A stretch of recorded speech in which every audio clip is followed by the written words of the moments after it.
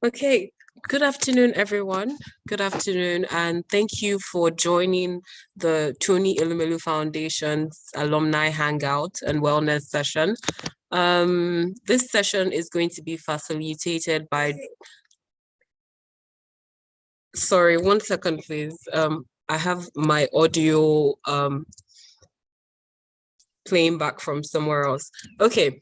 So this session is going to be facilitated by Dr. Ijeoma Dozie. She's a medical director at the Avon Medical in Nigeria. I also have my colleague with me, Ihanyi Chukwuoji.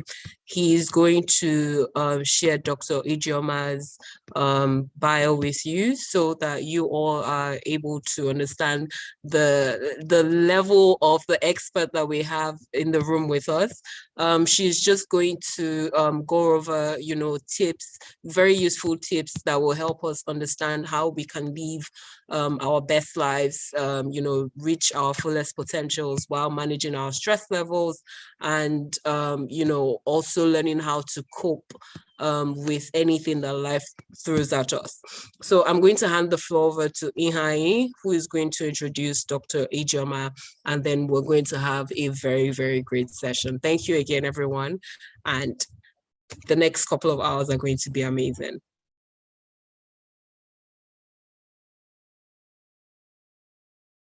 Good afternoon, everybody. Welcome, Dr. Ijeoma, and welcome to everybody. I can see Gabriel, I can see Pius, I can see Emmanuel and Abebe. I'll go ahead to share Dr. Ijeoma's bio and welcome her to facilitate the session while the others join us on the call. Please let me know if you can hear me. Hello.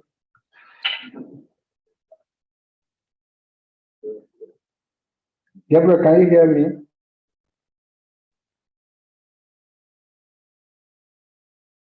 Yes, Ihanyi, but your voice is a bit low. Maybe move closer to the mic. Your voice is a bit low or far away. Okay.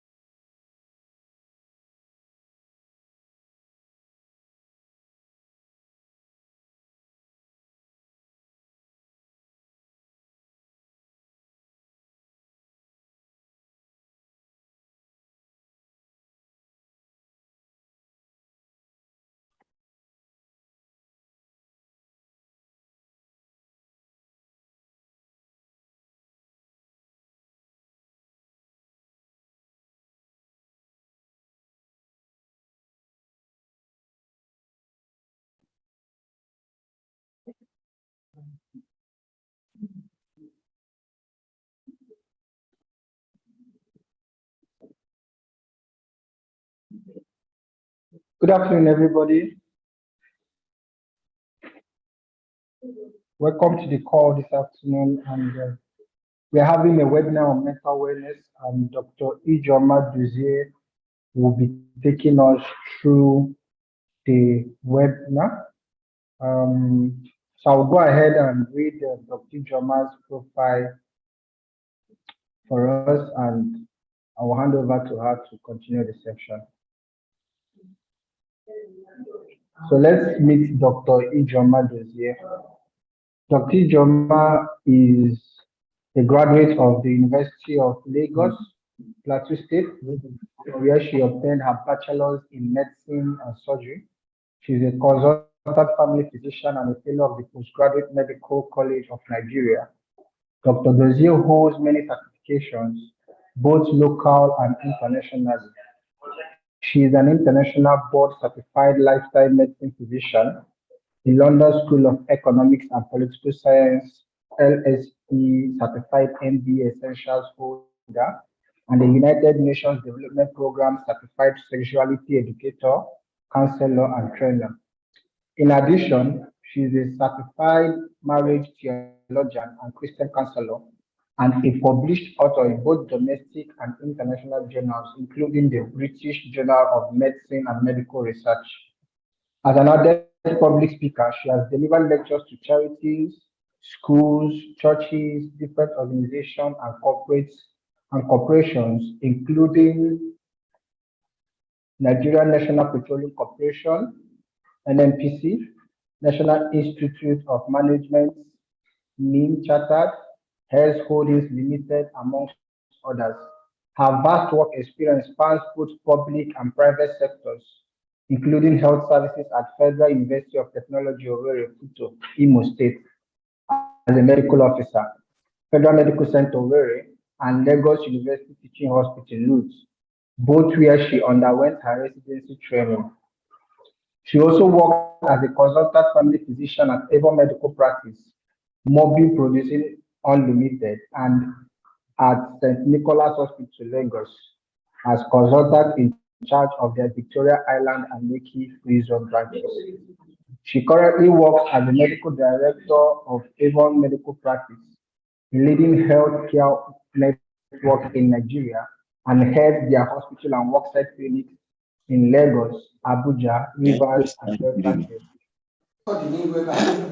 Ladies and gentlemen, if you join me, I will welcome Dr. Ijeoma Dozie as she takes us on mental wellness webinar this afternoon. The topic of today's webinar is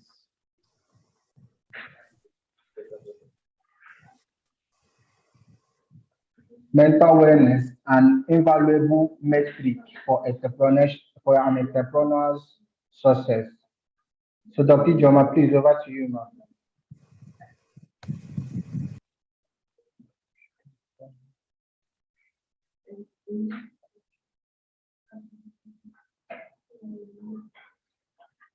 Yes. Welcome, Dr. Ijeoma. Yes. Good afternoon, Ihani Chuku. Good afternoon, everybody. It's good to be here. My pleasure to be here. It's going to be an interesting session. We'll try and make it as interactive as possible. So give me a minute while I share my slides.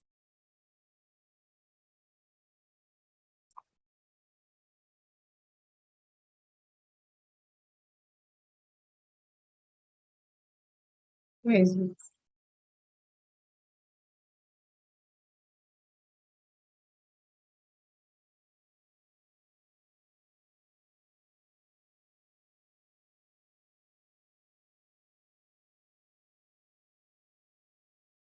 Please give me a minute, hold on.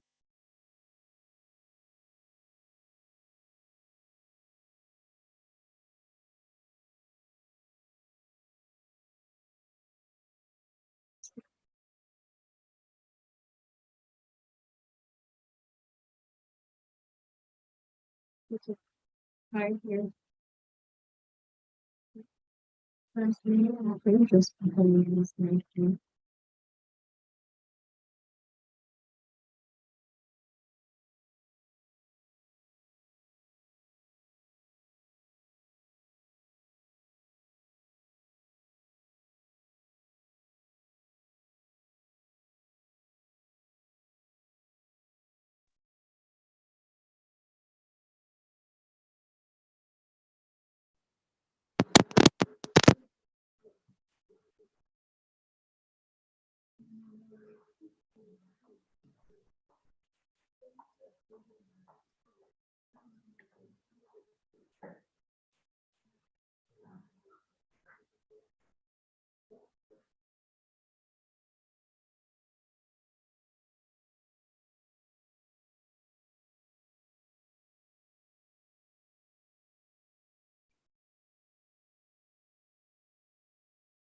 Hi, maybe you should share from your hand.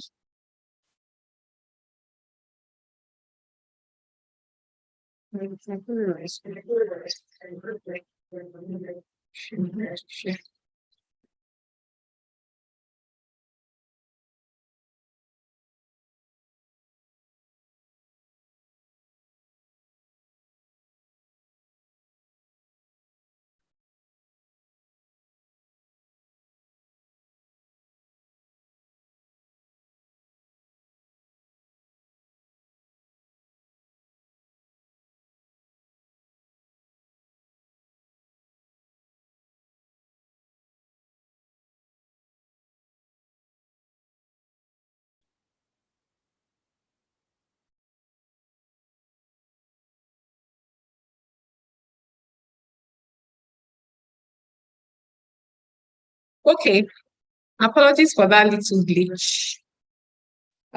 So that's my topic for today, mental wellness and invaluable metric for entrepreneurial success.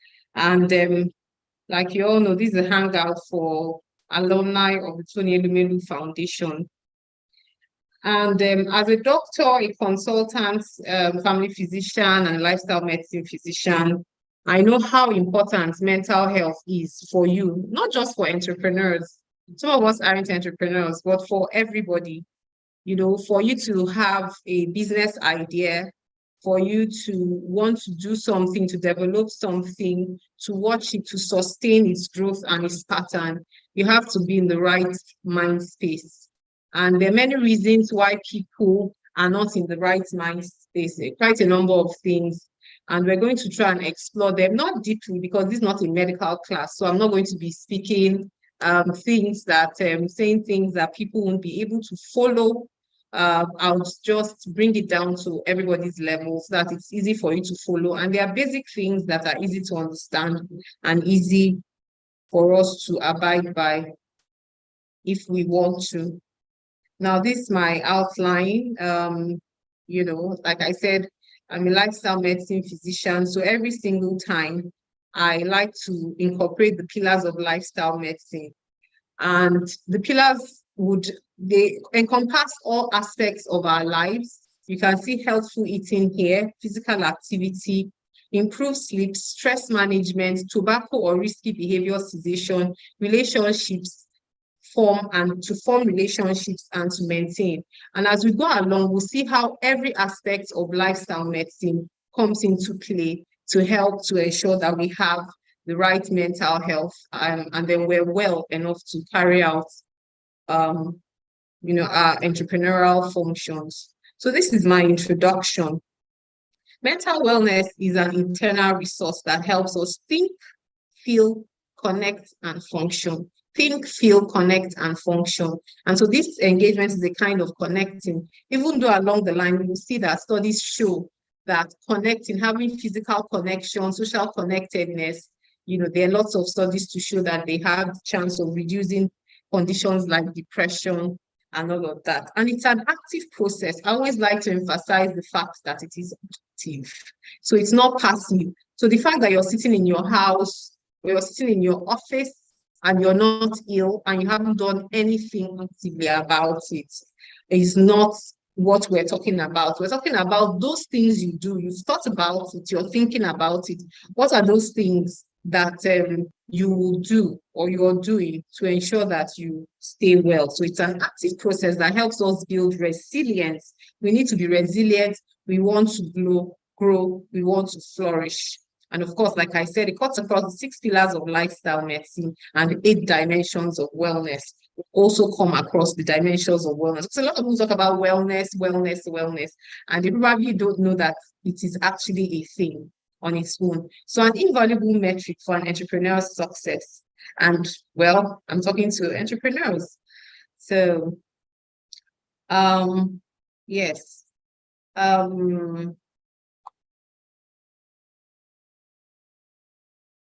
So who is an entrepreneur?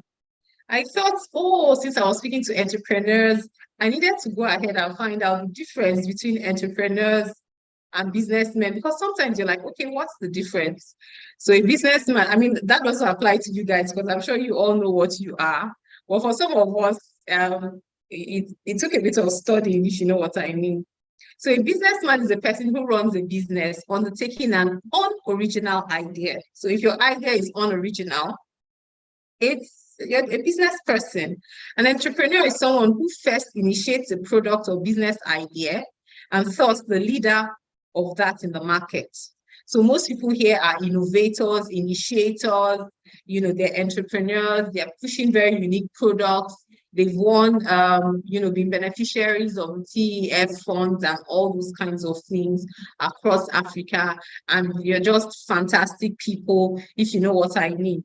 So ultimately, an entrepreneur becomes a businessman. Every entrepreneur wants to be successful, and this success largely depends on many factors, including your mental health. So I'll say sit back, sit tight, and be sure that by the end of this lecture, you've evaluated yourself to know how well you are mentally, and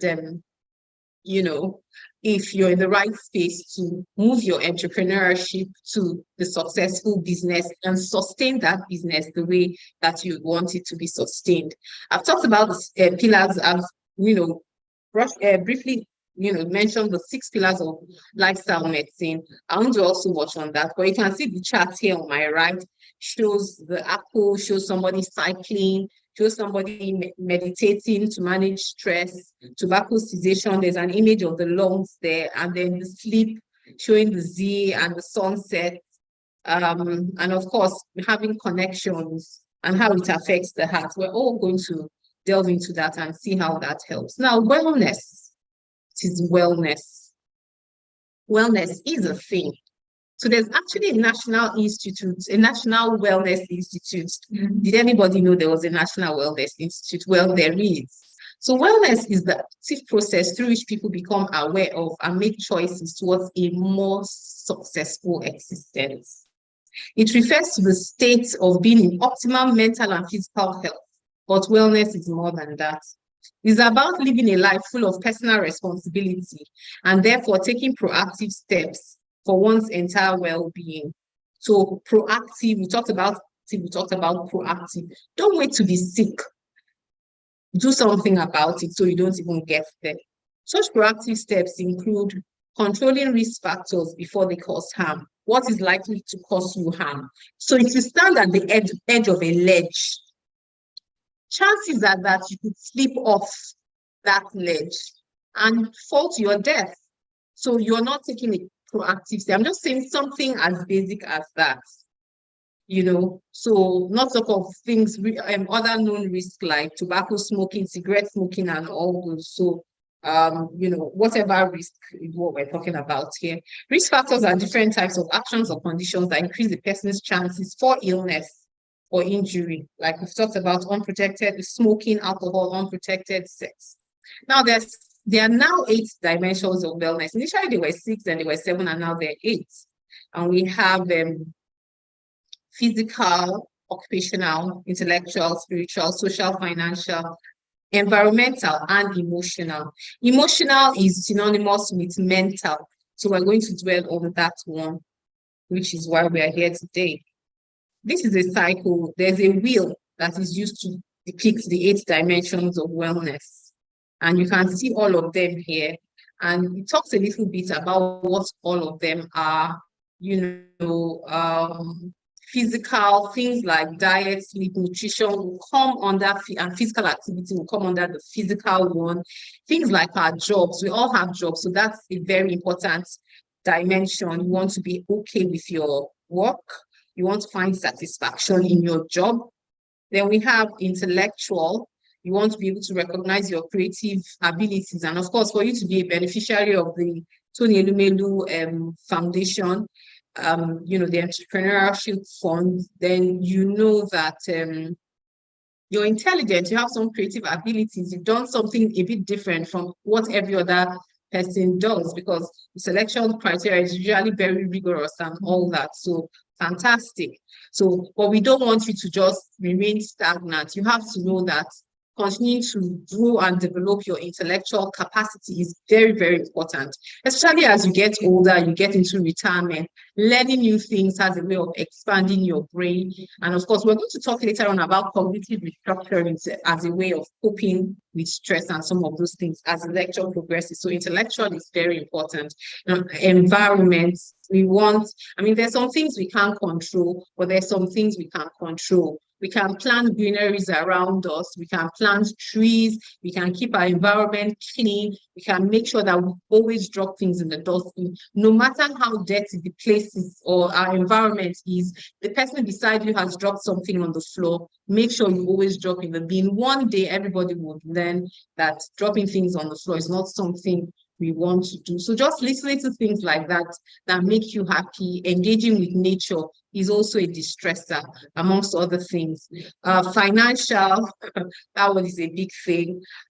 We always want to, have our finances where we want it to be. There's a slide on that. It's for social connectedness and all that. So it's primarily a tool used to evaluate and improve health. It reminds us that wellness is an overall balance between many different aspects which make up our lives. And that is why it's a will. So you're very rich, but you're not mentally okay. And that's why you find a lot of celebrities committing suicide. And you're wondering, you're famous, you're rich, you're living in a fantastic environment, you have a great job, you have the so-called social connections, maybe you have over several millions of followers on Facebook and on Instagram and all that. And you're wondering, why would this person ever dream of committing suicide? So it's not a balance. So all these aspects of the will have to be balanced for you to say that you are well. And I think that's what this lecture is trying to say, that we shouldn't neglect one aspect of that balance. So this category, although these categories overlap, the overall picture, like I've said, helps us to show whether we are well or, depicts whether we are well. So our goal should be for that balance. And so I've talked a bit about this, and I'll just say the physical one, avoiding some risky behaviors, eating a balanced meal, practicing safe sex, routine checks, very important. Nowadays, we're all big on preventive medicine. So we have the periodic medical checks. Are you a woman? Are you an African woman? What are the common things that you want to prevent yourself from having? So we know breast cancer is a big thing. The data is through the roof. We know cervical cancer in African women. We also know prostate cancer for men. Men above 40 years are at risk of that. And nowadays, colon cancer as well. So what are you doing proactively? Do you want to wait till you have these symptoms, or do you want to start screening? Do you have a family history of these conditions? A first-degree relative that has any of these conditions, your sister, your mother had breast cancer or has breast cancer, then you have a very high risk of having it. What have you done about it? Have you learned how to do your self-breast examination in the shower? After your shower in the bathroom? Have you learned how to do your clinical breast exam? Do you go and request a clinical breast exam when you go for your see your doctor? Have you had a breast scan done if you're less than 40, or a mammogram done if you're above 40? Are there other things you're checking? One of the commonest causes of liver cancer in Africa is hepatitis B virus. So have you gone to check? Have you screened for yourself for hepatitis B, especially if you're a health worker or you work with blood samples and all those kinds of things? Have you screened? Have you checked? If you're negative, have you taken the vaccines to ensure you don't have it? Are you married to somebody that is hepatitis B positive? Have you taken the vaccine against it to ensure that you don't pass it out, you and your spouse? Do not pass it to your children, to ensure that the viral load is low enough so for it not to spread to the next generation, and you have protected yourself and your family against cross transmission if you are discordant couples and all that. So those are things, there are so many things. Are you married to somebody that is HIV positive? Do you regularly check? your spouse's viral load to ensure that it is low enough not to be a transmission issue for the two of you as a couple. So are you being active? That's what we're talking about, being active. You want to be proactive to be well. You want to be active. You want to take active steps to stay well. So are you a guy? Have you done your PSA? Have you checked? Have you done a colonoscopy? A colonoscopy is a test where the tube is passed through the anus that has a camera attached to it, and it looks inside at your large intestines to check if there's any disease condition that you have. If you're at risk of colon cancer, usually recommended in our environment here in Nigeria from between age 40 to age 45. In the US previously, before March 2021, I think it was 2021, yeah. May 2021, they were doing it, they're starting the screen at age 50. It was recently brought down to age 45. And we know that the famous actor, the Black Panther actor, he died of colon cancer at age 43. And that's a disease that takes 10 years to spread.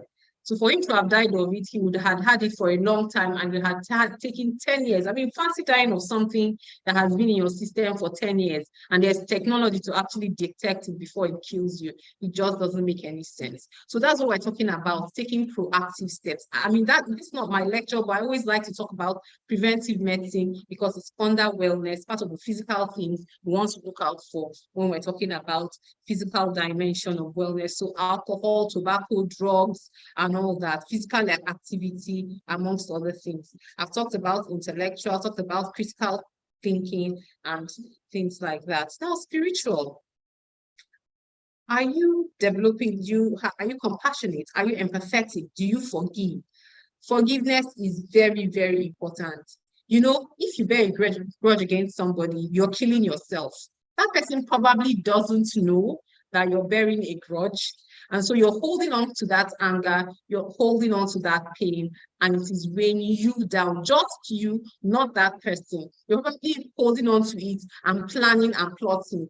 You never know, you might never get a chance to activate or opt out on all those your plans. So you might as well just let go of those plans and move on with your life. It's always better for you that way. It might not be so easy to forget, but start by forgiving. And with time, you could remember it without feeling all the pain. And so when they say forgive and forget, they don't mean develop amnesia, right? Amnesia is a mental condition when you lose your memory. So they don't mean develop amnesia. They simply mean whenever you remember, do not remember with the hurt, and let it not be the foremost thing in your mind when you're thinking about it. Do you have a sense of purpose? Is there a sense of meaning? What do you want to achieve? Do you have a goal? So this spiritual goes beyond appreciation, beyond religion. It involves appreciation of nature, meditation, volunteer work, and family. Social wellness is the ability to relate and connect with people in the world. And we're going to talk a lot about social connectedness because there are studies that show that it has merits in the treatment of depression and some of these conditions that will come along the way. It's the ability to establish and maintain positive relationships with family, friends, and co-workers. Are you at loggerheads with everybody that comes in contact with you? You're fighting with your spouse, with you're not in talking terms with your parents. Some people are not speaking with their parents. Some people are not speaking with their kids. You barely have any friends. That's not good for you. Occupational or vocational wellness. So you want to get fulfillment from your jobs. You have chosen to be entrepreneurs. You've chosen that this is what you want to do. You've chosen that you want to grow to a certain level. Does it make you happy? Are you fulfilled? Did you make a mistake, or are you on the right track? Is there something you can do to retrace the steps? For instance, if it's not what you want to do, is there an angle you want to deviate that, a direction you want to move that in, to ensure that you get that job satisfaction that is very primary for you to succeed at everything you do? Our desire to contribute to our careers, to make a positive impact on the organizations we work in and society. And this leads to occupational wellness. And this is so important. And thank God we're all part of Tony Elumelu and his whole concept of Afro-capitalism, where Africans, and he's big on Afro-capitalism, like we probably already know, saying the wealth of Africa lies in Africa. And so each and every one of us have to contribute our part to that. So are we contributing our part towards achieving that goal, that message, that mantra, that torch that has been handed over to us? What are we doing about it? Have we put off the fire, or are we making it grow to become a forest fire that is burning and blazing? That is what is expected of every TF recipient. Environmental wellness. So this is the ability to recognize our responsibility for the air, the water that surrounds us, to make a positive impact on the quality of our environment. Financial wellness, this is a big one. Because at least in my country, it's a big one. So, we want to be financially well. It's a state of mind where you can meet your current and future financial obligations. You feel secure in your financial future and make choices that let one enjoy life. So we talk a lot about, having some savings, being able to at least maybe go on a vacation, do things that relax you, even if that would involve spending some money and all that. But you want to be able to pay your bills, still have some left to save, and have some left to enjoy. You don't have to be rich to be financially well. I mean, it would be nice to have a lot of money, I know, but you don't have to be rich to be financially well. Contentment also comes with it. Proper planning also comes with it. If you see the 4 elements of financial wellness, so you want to plan whatever you have, find a way of dividing it and make it to be able to satisfy all these things while you continue to try to achieve more. Now, for the big one, emotional wellness. Are you confident? Do you have self-esteem? Are you trustworthy? Are you able to cope with stresses? The world is very stressful. There are stressors everywhere. Are you able to cope? So that's the question. Are you able to cope? How do you react to stress? When you're stressed, what do you do? What's your natural inclination?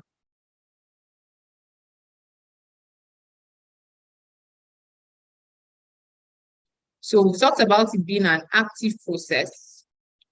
We've talked about it being proactive. When you have stress, how resilient are you? So we talk about flourishing, because that's where we want our mental wellness to make us flourish. It's not just plants that flourish. Human beings are supposed to flourish as well. It's a state of being rather than a feeling of it or experience. It comes from engaging in activities that both express and produce the actualization of one's potential. So you've actualized your potential. The notion of flourishing is the peak of mental state. And a lot of this, Abraham, the Maslow's hierarchy of needs, and all those other people, Carl Rogers and the rest, all of them are, based on the foundation of some of those concepts in psychology, are flourishing, because they want you to actualize, to be at a level where you can cope with stress, cope with life's challenges, and still blossom at whatever it is you want to be. And I'm sure that's where everybody wants to be at.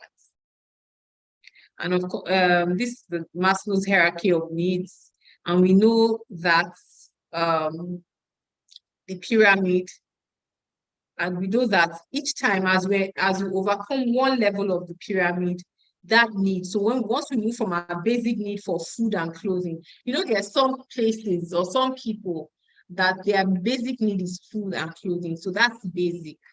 psychological. And then once they have food, once you overcome that, you're at a level where it's no longer food. Then you're thinking, oh, I need to get a job, I need to get a salary job, I need to, have steady form of income so I'll be stable. I'll be thinking of money all the time. And then when you get to that point, you're now thinking of the next need, you're now thinking of the next need, and you're now thinking of the next need. And that's the way life is. But I always tell people, I always talk about simple pleasures. And I always talk about enjoying every stage of your life or every situation you're in at every point in time. So causes of mental illness, very important for us to know.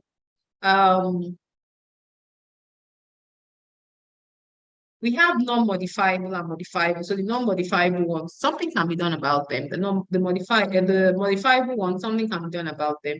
Non-modifiable ones, there's not much we can do about them. So we have to control them. So we have genetics, your genes. Is your mom schizophrenic, for instance? Chances are that you have inherited that, you have that. Is there a family history of bipolar? You might be bipolar. Were there perinatal infections? Maybe when they gave birth to you, there are some infections that have affected you mentally and affected the way, you have come out as an adult. Were there, some things that happened when you were growing up? Exposure to environmental hazards, social, cultural, economic, political. Environmental factors, some of them you can't do anything about it. You might not be able to do anything about, maybe there's a coup in your country, or you have bad governance, or something like that, or the culture you come from. There are some people, that come from certain cultures. Let me use an example of female genital mutilation. Until you move away from that environment, you don't even know that that is a problem, because you were born into it, you're used to it, and it's something that that's the way you have been socialized. And so you don't even know that there's a problem there, unless maybe one day you just accidentally turn on the TV and you hear them saying, oh, female genital mutilation is a problem. And that becomes a wake-up call, a eureka moment for you. So some of those things can fall under the umbrella of non-modifiable factors. Now, modifiable factors are stress, things that we can control. So stress, nutrition, environment, sedentary lifestyle. You're sitting down for several hours. That is a problem. Lack of exposure to light, addictions, and others. So of course, lifestyle would address most of these needs. So we've talked about the different ones. Now, developmental causes like adverse childhood experiences. Some people were abused as children, and that has affected them. I remember the story of Amber Heard and Johnny Depp, and we saw how messy that court case went. And the lady got a diagnosis of borderline personality disorder. We have quite a number of people, and you saw how she was making all those graphic tales, saying very graphic things about what he did to her and all that. Because I have a personal history of borderline personality disorder, so I know the minute I heard that diagnosis of borderline personality disorder, I knew that Amber Heard was probably making up all those stories, because that's just the way they are. Some of them have had some kind of abusive experiences in the past, neglect, extreme neglect.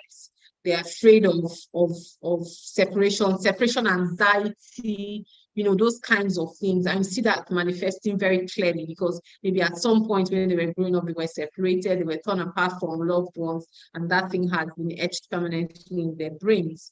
So those would fall under the departmental causes. Then we have lifestyle causes. You're not exercising regularly, circadian causes, not having regular bedtimes. Do we have regular bedtimes? We're supposed to have regular bedtimes. Not being exposed to enough bright light upon waking up. For people that have sleep disorders, it's one of the pillars of lifestyle medicine. For you to wake up, wake your brain up, wake your intellect up, wake your body up properly, and wake your brain up enough to face the day. If you turn the lights off at night to go to bed, when you wake up in the morning, turn on the lights, open the windows. The bright light has a way of resetting your internal clock, and it helps you function better. You want to give yourself the best start for the day. You don't want to get up and you're groggy and you're operating at half-mast for the first 3 or so hours at work. No, you want to be at your very best. So put on the lights, stand up. When it's time to go to bed, turn off the light. Bright light has a way of playing, not letting you sleep properly. There's something we call restorative sleep. Bright light affects restorative sleep. And that's why, before we started getting these energy bulbs that are bright white, we used to use the yellow bulbs. The yellow bulbs are the best kind of light. So even if you want to have a bedside lamp, the yellow bulb is the best one to have, because it helps it helps to shut down the brain at night time so that you can have proper restorative sleep. Addiction causes, substance abuse. When people that are addicted or have started trying out, I always tell people, I have a teenage daughter, and I always tell her, please don't start. It's always better not to start, because sometimes when you start, it becomes difficult to stop. Addiction has a way of fueling the pleasure centers, and so you keep craving those sinful pleasures or those things that make you happy. You're craving them, and if it's the drugs that have started satisfying that area, then you need those drugs to continue to satisfy, and you continue to require more and more doses of that particular drug or that particular thing to give you that. But I have good news for everybody tuned in now, to say that exercise has a way, it triggers pleasure centers. When you exercise, you release dopamine, you're happy, you release all those endorphins and all that. So there are other things you can actually use to replace some of these things. Why not get addicted to exercise? Please don't get addicted to anything. Let me take that back. Let's just, put exercise in your schedule as much as possible is what I'd like to say. Nutritional causes, not enough folate, deficiencies of some of these vitamins and antioxidants could be causes. Now look at this guy in this picture. So some other causes, you have social causes, emotional loss, traumatic loss. I'm looking at him and I'm wondering, could he have lost somebody? Does he have a disease? Does a loved one have a disease condition? We're seeing advanced cancer. A lot of people that have diseases end up being depressed, being sad, being unable to function effectively the way they would like to. Are you taking medications that are making you depressed? There's some medications that's a side effect of them. There are some conditions, commonest being diabetes, but we want to check some of the other more serious ones. Frontal lobe courses, not habitually taking part in activities that enhance frontal lobe function. Do you listen to music, melodious music, reading and engaging in spiritual materials, or reading the book of Proverbs? So you can see that reading the book of Proverbs is good. It enhances the frontal lobes, which is good for you and has a way of enhancing your mental wellness. And of course, you want to treat the reversible causes as well, stress. So I'm looking at this picture and I'm saying, she's had about enough,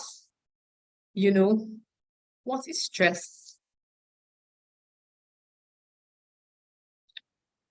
Stress is how the body reacts when we feel threatened or under pressure. It's very common.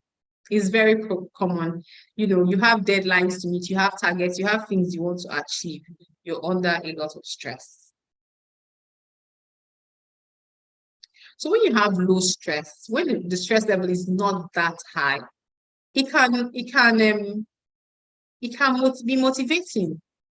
So your stress level, there's something you want to achieve. You put yourself under some kind of stress. You set deadlines. You're trying to achieve that. You want to meet the target. It's motivating you, like preparing for this talk, knowing what I want to talk about, working on my lectures. Wow, it's energizing, it's motivating, and all those kinds of things. But it gets to a point when it can be overwhelming. And when it's too much, it can affect our mood, our body, our relationships, and we're out of control. We feel out of control. So it can make you feel anxious and irritable and affect our self-esteem. Experiencing a lot of stress over a long period of time can lead to burnout, expressed as a feeling of physical, mental, and emotional exhaustion. And we don't want to be burnt out. So this is a saying by Andrew Bernstein. He says, the truth is that stress doesn't come from your boss, your kids, your spouse, traffic jams, health challenges, or other circumstances. It comes from your thoughts about your circumstances.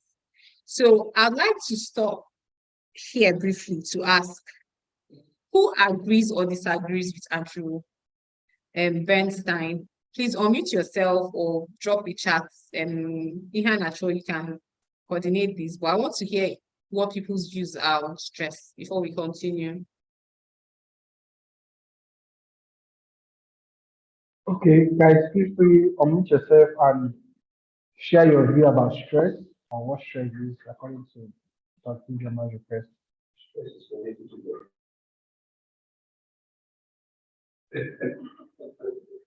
Baby, what do you have to say about stress? I'll call names.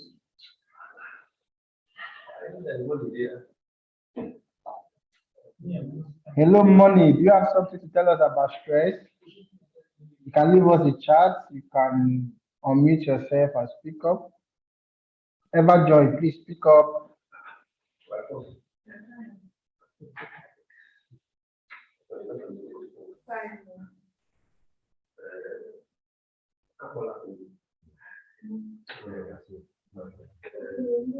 Hello, can I go on? Yes, Yes, please please go go on. on, Elwin. Yeah, good afternoon, everyone. Good afternoon, my fellow Good afternoon. alumni and the TF team. Thank you for today's section. I heard something that I really really got me and added more to what I supposed to do as a CEO, trying to forgive others and zeroing my mind on trying to have where I don't have when I don't forgive, I am limiting my productivity. So I also understand stress as when you are overstressed, your productivity level will be underproductive. You may not see yourself. Sometimes I may experience some unproductivity, and I'll look at my stress level. Like they say, stress is not about a don't get about the pressure from your spouse, from your children, or from your colleagues in office. It's about your thoughts you have, the circumstances of the thoughts around you. That is what gives you more stress. So that's more the thing I got today. Thank you so much. Thank you very much. Thank you very much, Elwin, for that very important thing that you said about forgiveness. I'm glad you picked that. So it's very important. You don't want to carry all that garbage because it has a way of weighing you down. You want to just let go or move on and do more constructive, use your energy for more constructive things, and you'll be the better for it. Thank you for stressing that out. And we've said there are two types of stress, the low stress and the very overwhelming ones. The low ones can motivate you, but when it's overwhelming, it becomes difficult for you to produce, but to be productive. But we'll talk more about how to cope with stress, and I think that will be very helpful to you. Is there anybody else that wants to share?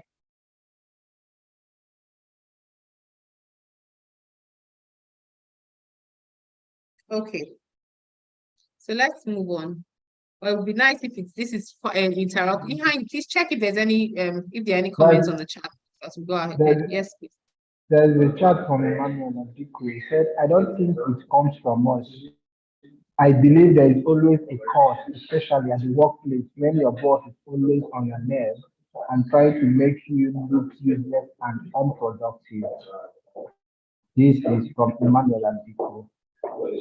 Please, if you want to comment, please can indicate by raising your hand and you'll be given the stage to speak. Over to you, Dr. Ijeoma. Okay, thank you very much, Emmanuel Adiku, for that.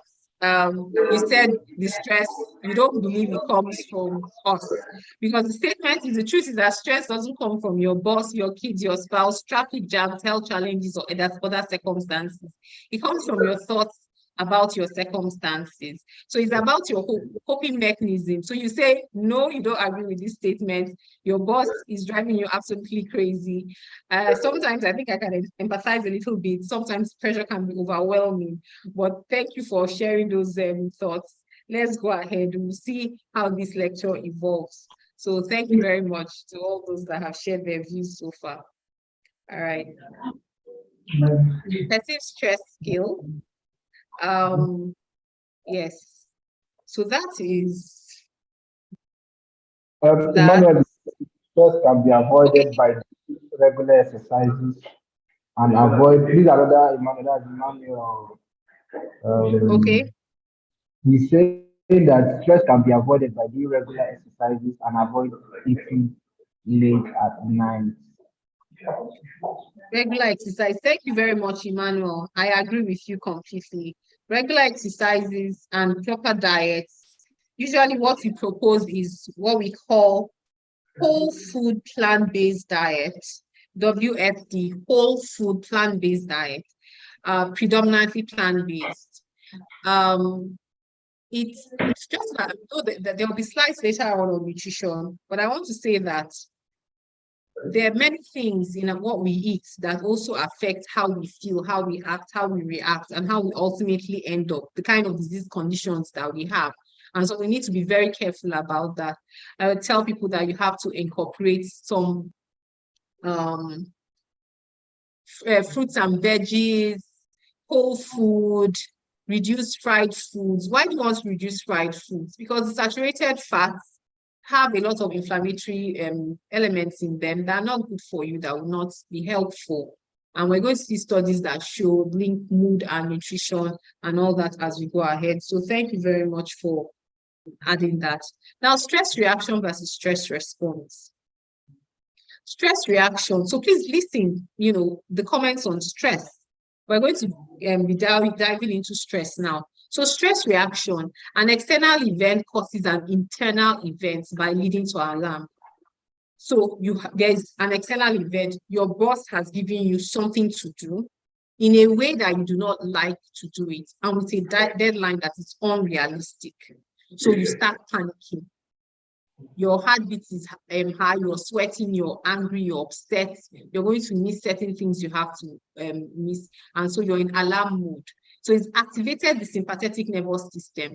And the sympathetic nervous system is the same one that gets alerted. If I'm sitting where I'm seated now, if somebody opens the door and there's a lion staring at me, that is the same sympathetic nervous system that gets activated. So that's the, you can imagine what is going on in your system when that happens. So you're overstimulated, you've internalized that situation, and it leads to maladaptive coping skills and breakdown of emotions. Because you're not coping well. I mean, if I see a lion here, it's not likely that I'm just going to calm down and say, okay, lion, hush, hush, I'm giving a talk at the TEF Alumni Hangout. I'm not likely to do that. Now, what is stress response, on the other hand? Now, look at the two. An external event leads to internal conscious processing that allows the person to be mindful of the situation, to recognize influences and chain of event reactions and make a deliberate choice. I have a difficult boss. I have a boss that is going to set unrealistic deadlines for me. I know this already. I know that I'm going to be upset. I know there's not much I can do about it. So how do I ensure that this boss I'm currently working with, pending when I get a new job, I can cope with the pressure? That's stress response. You're being mindful, you've owned it, and you have a strategy to do. You're thinking about what you're going to do about it. That's the difference. And when you're in that mind space, it is difficult for you to go into alarm mode. It's difficult for you to go into overstimulation mode or sympathetic activation mode, because you're already expecting it. You put up a defense mechanism, you already know that they're going to hit you. And so when they hit you, you're already ready. Now, what are some of the things you can do to help yourself beyond mindfulness? So we're talking about being mindful. You know what is going to happen. You already know. Maybe the first day on the job, you didn't know, but subsequently, you know. But coming into the job, you knew the job, you suspected that the job was going to be stressful, but maybe you didn't know how stressful it was going to be. But after 1 or 2 episodes, you know. So why do you keep allowing it push your result, chip at your confidence, chip at your self-esteem and all that? No, you can't do that to yourself. So what are you going to do now to help you cope? So this conscious response allows the person to maintain better control over her emotions, keep a greater sense of calm and balance, recover mentally, and regain equilibrium faster. And that is what you want to do. So how are you going to help yourself? What are the self-help things you can do?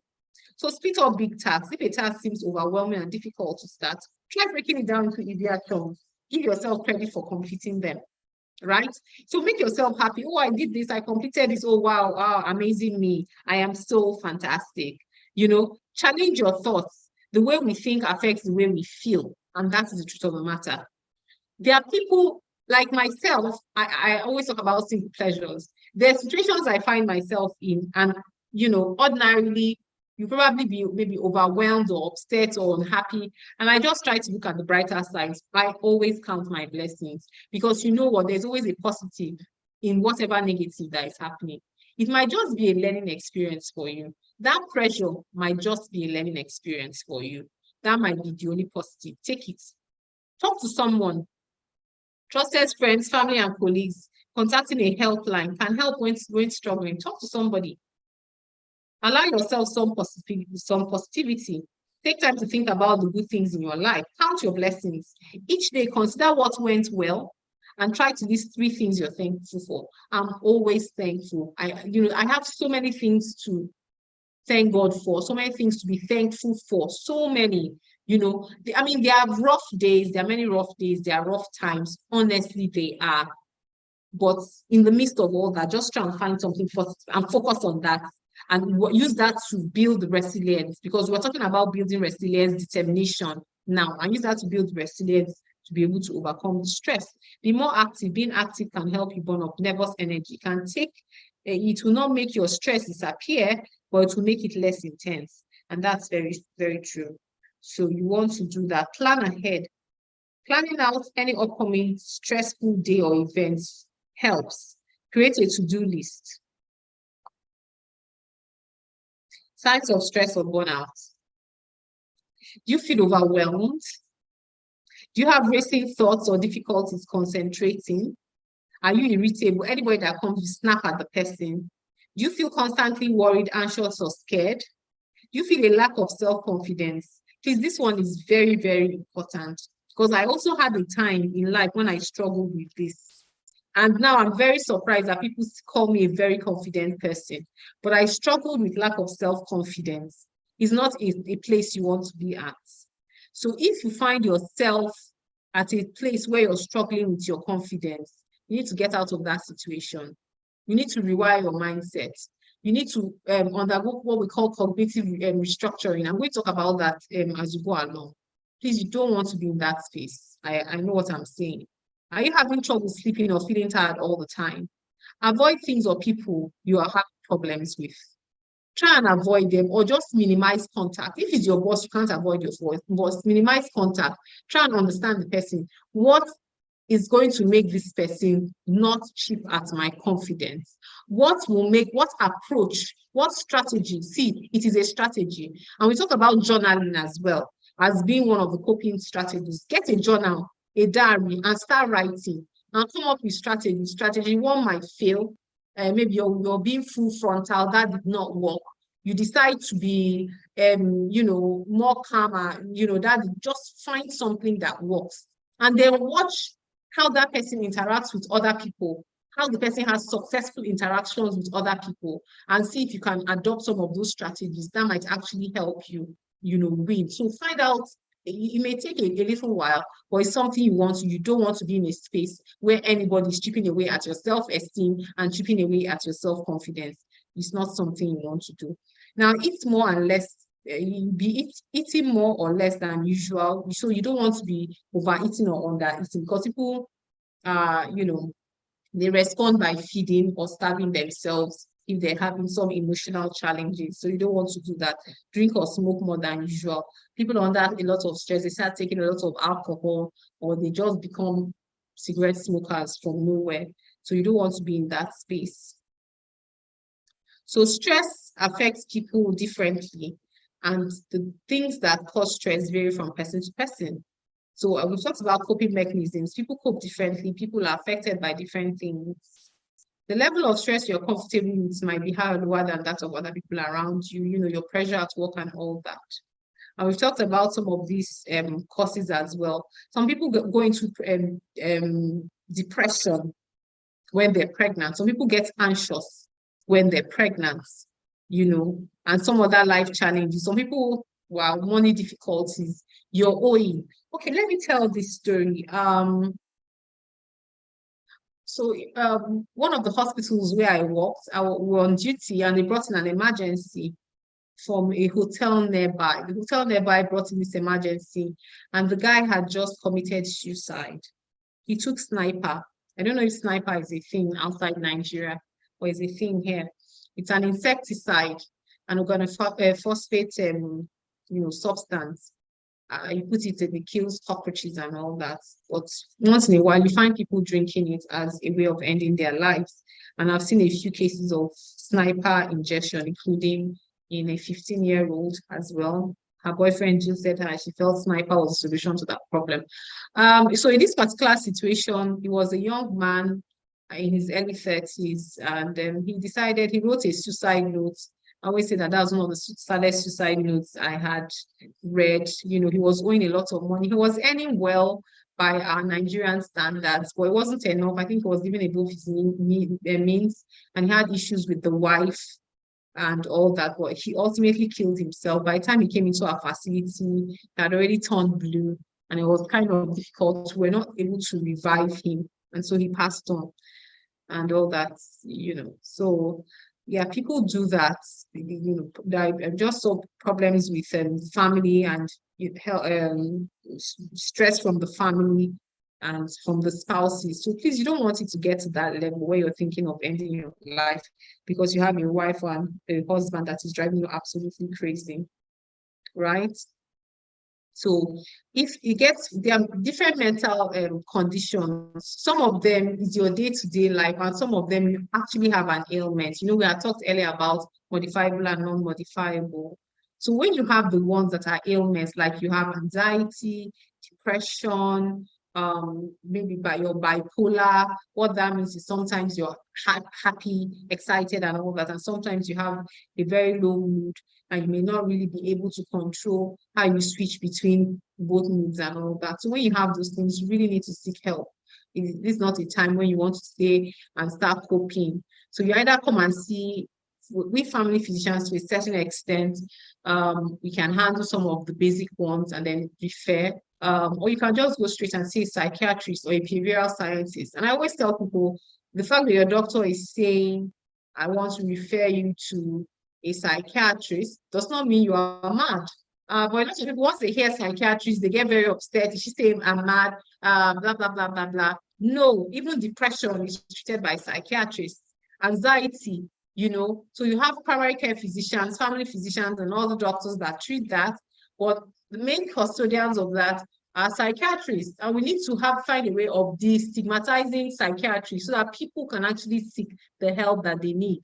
So we have pharmacologic and non-pharmacologic. That means the drugs. There are drugs that you can be on that will help you cope with your anxiety. I had a patient that had anxiety, fear of flying. She couldn't fly. Each time she was going to fly, 2 weeks to that time, she'll start breaking out in cold sweats. She'll, her pulse rate, blood pressure will be through the roof and all that. Till she goes on that trip and comes back, she just will not be herself. And when she came to see me in the hospital, I said, okay, come, I evaluated her for anxiety and found her anxiety scores to be very, very high. I said, we need to medicate you. And, she had issues. No, she doesn't want to be on medication. She's been like that all her life. She doesn't think it's a problem. That's just the way she is. Her mom is also like that. And it took several visits for her to accept the medications. But I just kept, because I knew she would be fine. And so I prescribed something for her, and eventually she took the medications. And honestly, when she came for her next visit a month later, she was telling me that she had never seen anything like that in her life before.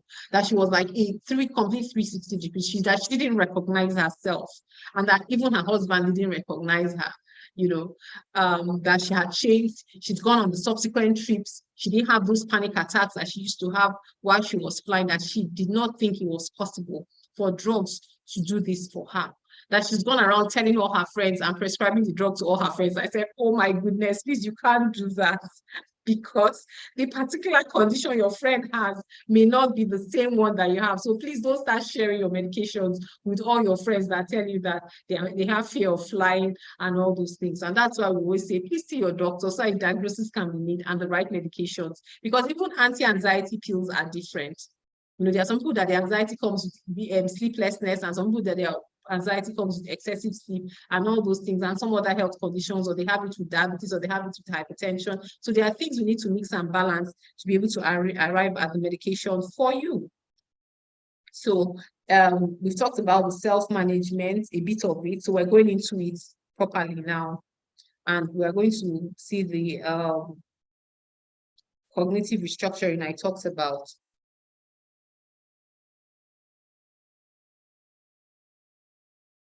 So connecting with others, how do you manage your stress? How do you manage your mental illness? So we've gone beyond stress now.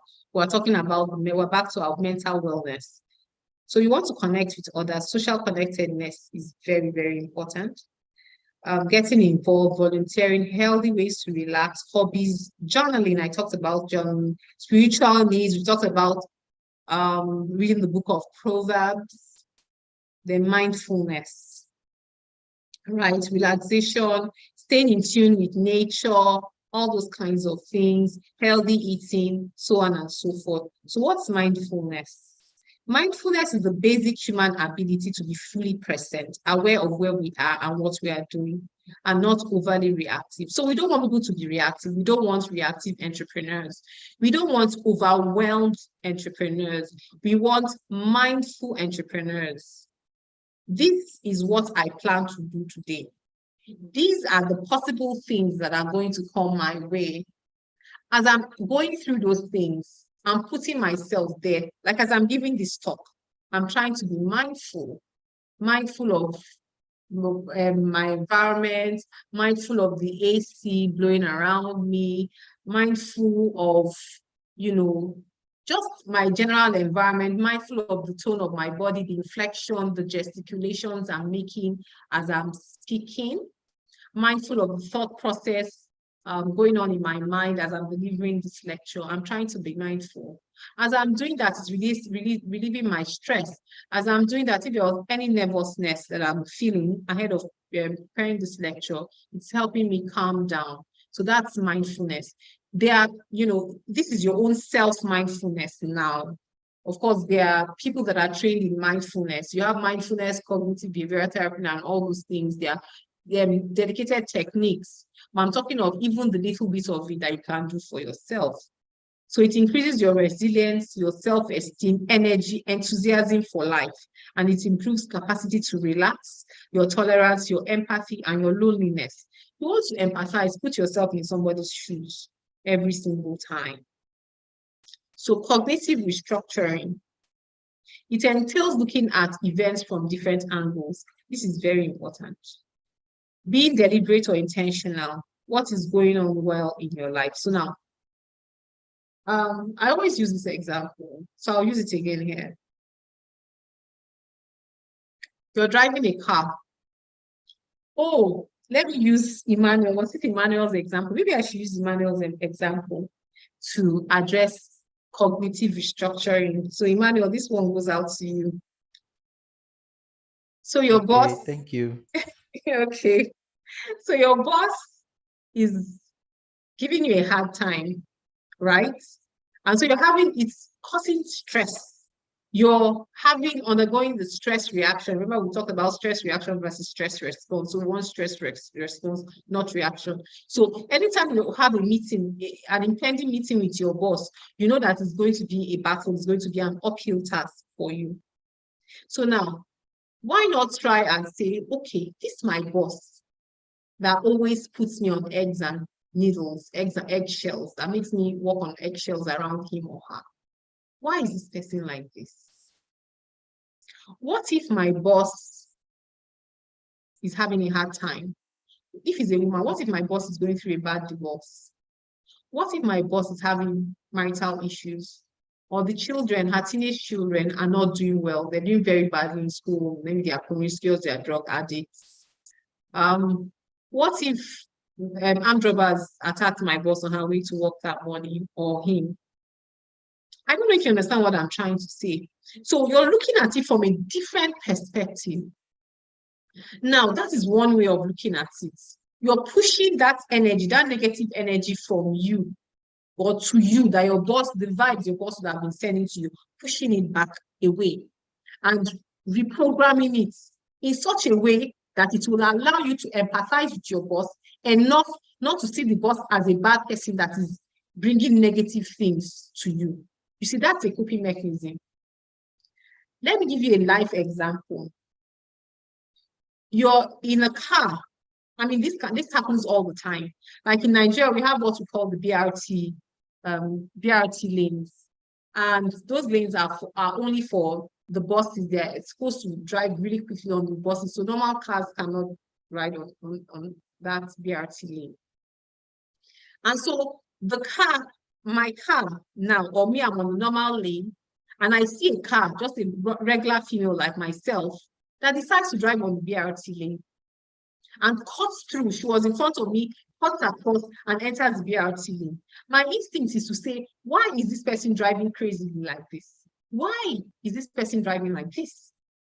I hope they catch her for jumping in front of me and entering the BRT lane. And surprisingly, up ahead, you've seen they've stopped her and then they let her go. And then it now turns out that whoever was driving that car was a pregnant woman that had just gone into labor or was carrying a child, a bleeding child, and had to cut across and look for the nearest place because she's hurrying to the hospital. Did anything change when I told you what eventually caused that woman to drive like that in front of me? Emmanuel, that question is for you.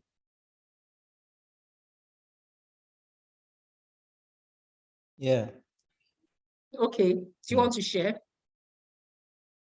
Oh, I think, like you said, it's good to look at the situation or empathizing with the other person before, making your conclusions that will negatively affect your mental health.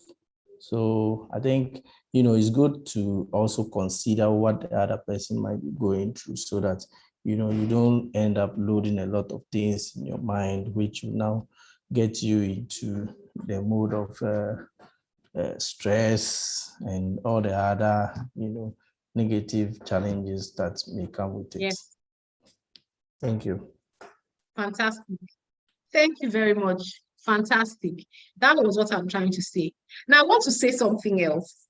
It's possible that that person had a bleeding child, that lady was in labor, but it's also possible that none of those things were the case. She's just an annoying person that wanted to annoy you. That's a possibility. But by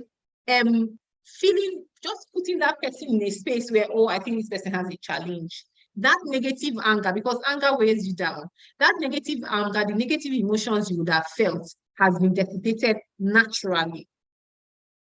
So you're doing it for yourself. So just say, oh, okay, probably have a family challenge or a life challenge. I'm not going to take that negative energy on me back at you, kind of thing, and move on, So that is one way of looking at it, pushing it away. And then, of course, you want to look at events from different angles. We talked about whatever situation, try and bring out the positive, look at it from a different way. Now, the second way of looking at this thing, now I've talked about the first way.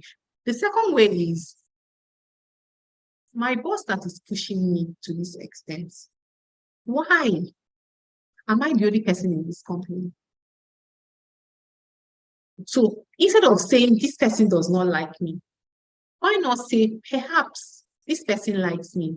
This person has seen a light in me. This person has seen my potentials and wants to bring them out and feels that by this pressure, I'll be able to achieve my potentials.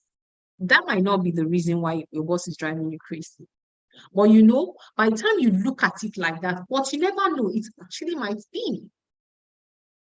It actually might be, but you don't know because you're not in your boss's mind.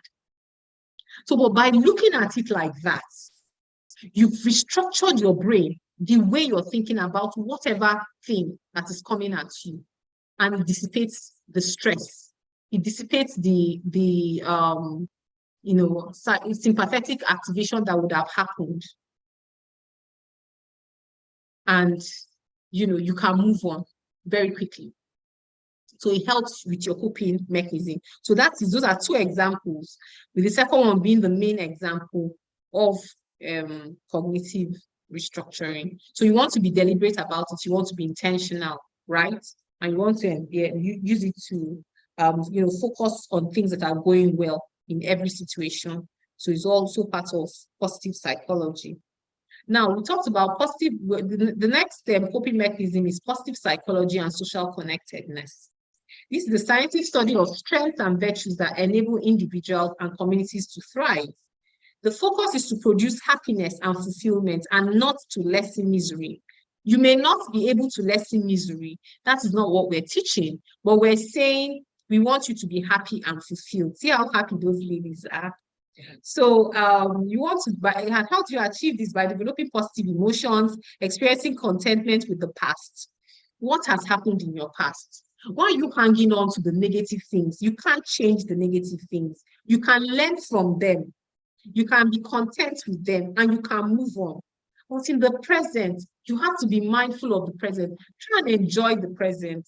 Like as I'm giving this lecture now, I'm trying to be mindful. I'm trying to enjoy it. I'm enjoying the conversations I'm having with Emmanuel and all the other people that have contributed. And I know I'm going to enjoy the comments that are going to come later. Just try and enjoy it. And even if I don't enjoy it, well, it's part of life. But I mean, even if I don't like it, rather, it's part of life. But what are the positives? I have to bring out the positives and learn from them, right? And then hope for the future.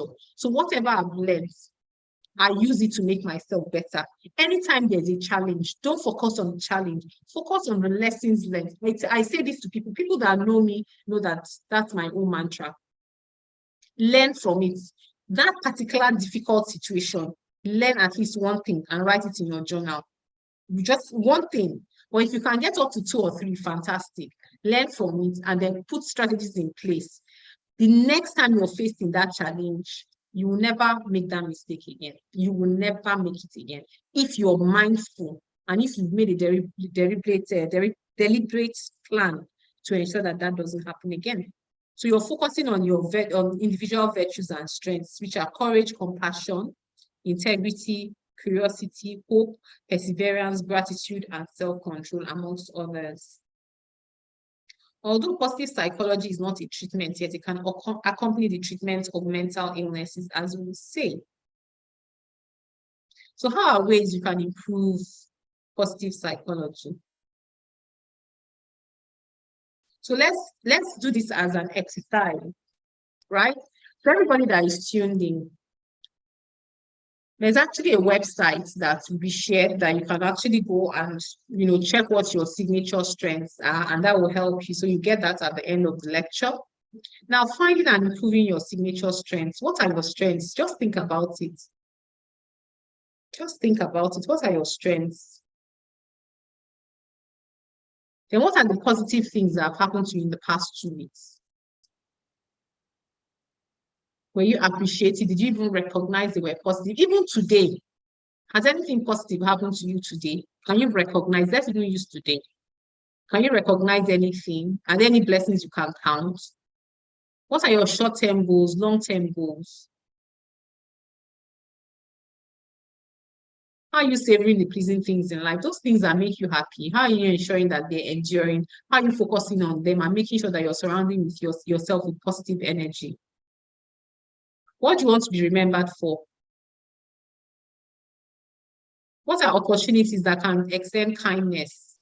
And then you can act on them. So identify them. What are ways you can help people, help those around your immediate environment and even beyond? Some people go and give millions at charities, but their siblings, their close relatives, their cousins cannot eat.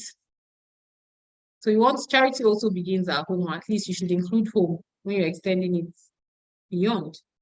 Then thinking about the happiest days in one's life frequently. So what are those days? One of my colleagues, she was telling me about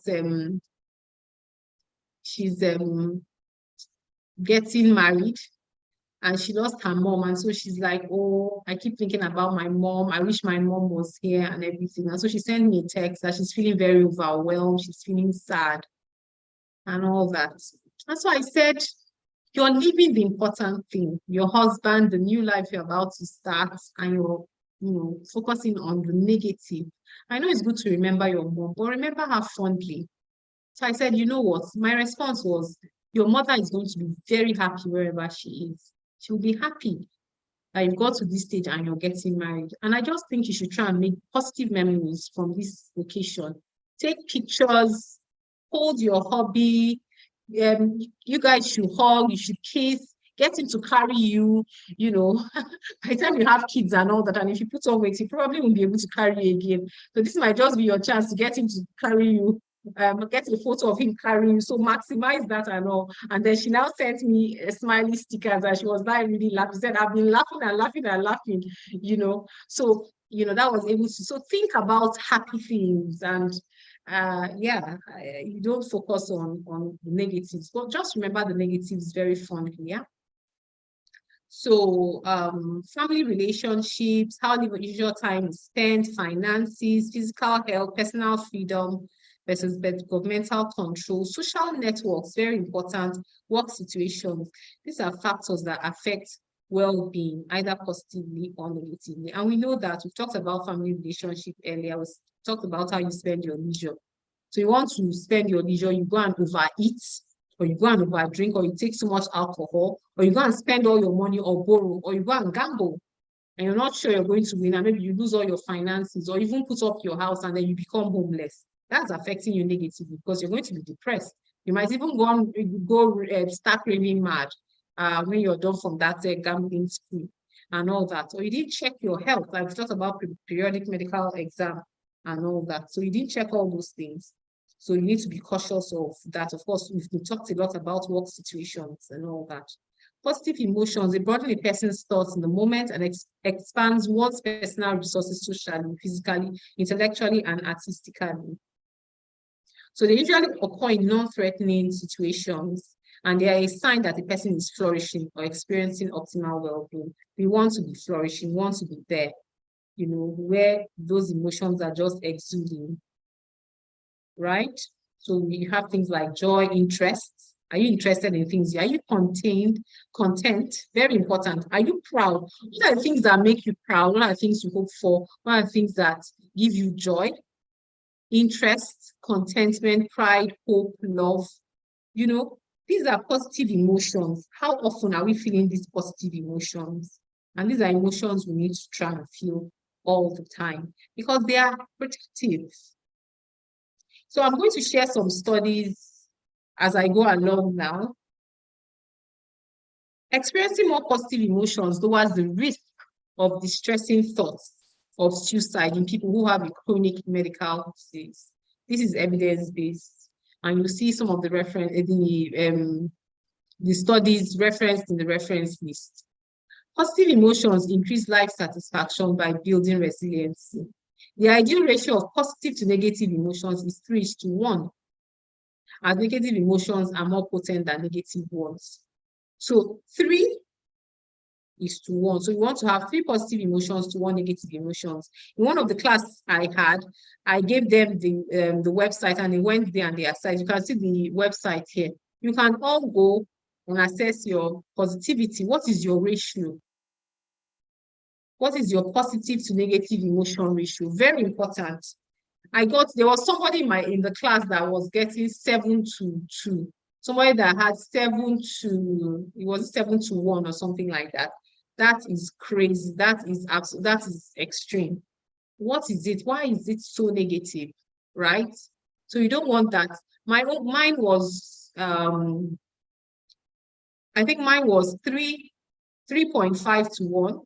No, was it 3:1.5, something like that? So we want to, you don't want your negative emotions to be too high. You want it to be within this ratio as well, lower than this ratio. Below 3.1 is unlikely people will be able to overcome the obstacles at the current time. A ratio of 3.1 or above, people have the resources to change.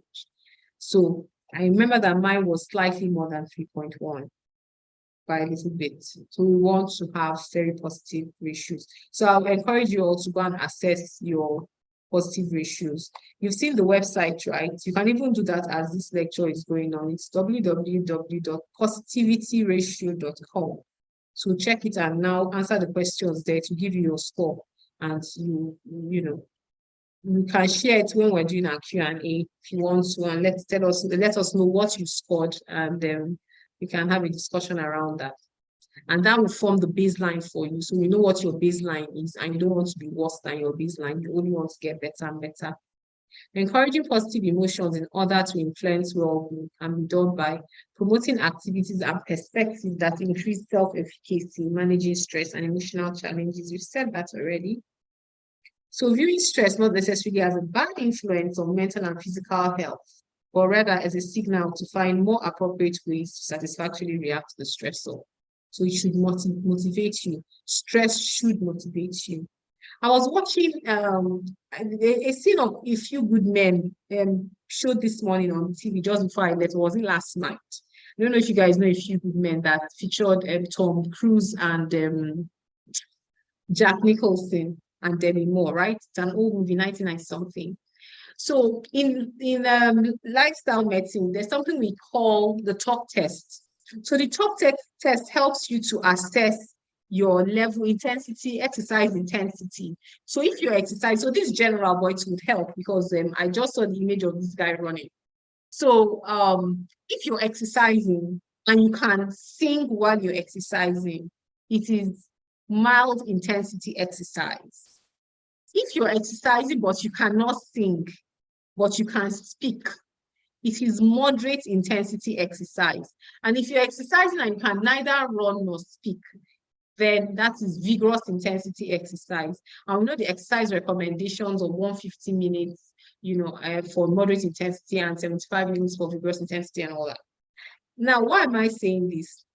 For us, if you're not a soldier, because they were in an army camp, so like when I'm running on the treadmill, it gets to a point where I can no longer sing. But if I'm walking or I'm strolling or I'm just doing a light jog, I can actually sing with the TV because my treadmill is facing the TV. So I can sing with whatever music. I like this Jerusalem. That's my exercise song. So I'm always when I'm exercising. And so I can actually sing along when I'm exercising. But by the time I'm starting to sprint, I can no longer sing. So that's how I assess my intensity. But of course, it depends on your fitness level. Some people, when they are walking, they are very big, they are not fit, just climbing up one flight of stairs and they cannot even speak at all, not talk of singing. So why I remembered, why that struck me was there were soldiers and the soldiers were running and they were singing. You know how they run and jog and they're actually singing. And for the first time, it actually struck me that what these guys are doing for normal people would not be considered mild intensity exercise. This would be considered at the very least moderate intensity, and to some people vigorous intensity. But these guys are singing as they're doing this because their body is now very used to it, and for them it's considered moderate intensity exercise. And that was like a kind of eureka moment for me to say these soldiers are actually really, really fit. I'd like to see them doing some serious vigorous intensity exercise. So I just thought to mention the talk test and use that as an example to depict the talk test, So you want viewing stress not necessarily as a bad influence on mental and physical health, but a signal to find more appropriate ways to satisfy. So you want to use it to motivate you. Improving positive emotions. We talked about forgiveness. So your past, you want to forgive. You want to be very grateful, whatever past, if you had a poor past, if you had some terrible emotions, different things that happened, just forgive, be grateful, learn from them, be satisfied, think of what you have achieved. So you had a horrible past, but you've got to this level. It's a positive. So dwell on that and forget about the past and learn from it. It helps you. That's how you build positive emotions. Then savor the moment, be content with what you currently have. Future, hope. for the future, have a vision, have positive anticipation, be optimistic, right? Be aware of your virtues. What are your strengths? What are your weaknesses? Try and do things that build your strength. You know, be deliberate, be intentional about it. What are these things I'm good at? And how do I ensure that in everything I do, I am harnessing my strengths, I'm projecting my strengths, I'm channeling my strengths in a way to give me the desired outcomes I want to. And, you know, by the time you start seeing the results and the outcomes, you know, you become a better person for it. And this is the character strength website, www.viacharacter.org. So that's a website. You go, you take the individual test, and it helps to identify your character strengths. Character strengths generally fall into 6 broad categories: wisdom, courage, humanity, justice, temperance, and transcendence. And there are different explanations under each of them. So which ones are your major strengths? If you now go and you know what your major strengths are, it now helps you to be deliberate, to be mindful, to be intentional in how you want to proceed with your life going forward, right? So, of course, research into this has shown that when you know your character strengths, you can boost your confidence. See the young man in the picture, you increase your happiness, strengthen relationships, manage problems, reduce stress, accomplish goals, build meaning and purpose, improve work performance, right? So mental health and physical exercise. There are some studies that have been carried out on mental health, and it's very, very important. The impact of physical exercise on treating depression is comparable to CBT. CBT is cognitive behavioral therapy. It's a therapy that we use for people that are depressed. So if you don't want to see a psychiatrist, if you do not want to see a psychologist and you are depressed, you have diagnosed clinical depression, you can actually undergo physical activity and you will have the same outcomes as somebody that underwent CBT. This is really profound, really, really profound. Exercise is slightly more effective. I think we should really listen to this. Exercise is slightly more effective overall when compared to no treatment or a control group treatment. However, it is not more effective when compared to treatment with psychological or pharmacological therapies. So you did not treat at all. Exercise is better. It's more effective if there's no treatment. But of course, if there's treatment, the treatment is better. So we're now, because we've talked about stigmatizing psychiatry, we've talked about self-help. What are some of the things that you do that you want to do first of all before you seek help or before you build the courage to go and see your doctor? That's what we're talking about. Start exercising and see if it improves your mood. I've already said that exercise releases endorphins that trigger the pleasure centers and help to suppress some of those negative emotions. We've said that. When you're looking at depression, what are some of the things? I know one of the classes I had, I actually screened them for depression. Unfortunately, I'm not going to screen this class for that. But if you want to have a better understanding, there are some of the things we consider when we're talking about depression. So we talk about sleep. How are you sleeping? Are you oversleeping or undersleeping? Right? Do you have guilt feelings? Do you feel worthless? Loss of energy. Are you hyperactive or you have low mood? Are you finding it difficult to concentrate? Are you having mood changes? Have you lost interest in things that used to interest you before? Has your appetite increased or improved? Are you having psychomotor agitation or retardation? Are you suicidal? Suicide thoughts? What thoughts have you had? Have you made any plans? We talk about when I was in the emergency that a young man came. He had actually come to the emergency 3 times. And each time he would make a complaint and they would give him medication. But they didn't know that he was seeking help. There's what they call cry for help. So the doctors attending to him did not know he was crying out for help. till the last time he came, the doctor that saw him now asked him, assessed him for depression, like I've just done with some of the questions shared, and they found that the guy was depressed and he had a plan to kill himself and was planning to, was he shoot himself or throw himself over the bridge? That was his last attempt. He said if he goes this time and nobody identifies that he's depressed, he'll kill himself. So are you at that stage? Exercise is a promising treatment intervention for depressed young people and elderly. So it's something that you want to start even at childhood. Now, mental health and nutrition, and some more studies. All these are evidence-based. So I'm giving you studies that have been done and found to be efficacious. A healthy dietary pattern is significantly associated with reduced odds of depression. Reduced risk of depression is strongly and positively correlated with intake of whole grains, olive oil, vegetables, and fruits. So you want to eat healthy food, essentially, unprocessed grains, foods that are not fried, foods that are rich in vegetables, have fruits in them, and are essentially healthy. More refined grains, sugar, and meat are associated with an increased risk of depression. Take note, our meat lovers. I'm not saying you should be vegetarian, but I'm saying cut down meat significantly. A plant-based diet with no meat, fish, or eggs in a prospective randomized controlled trial showed significant improvements in depression in just 2 weeks. So are you feeling depressive symptoms? Are you having difficulties coping? Do you want to elevate your mood, exercise, and diet? And this is the randomized controlled studies, one of the highest levels of evidence we're seeing here. Avoiding processed food, intake of the anti-inflammatory diet, and which is present in meat, fish, and eggs, and increasing magnesium, folate, and long-chain omega-3 fatty acids are associated with less depression.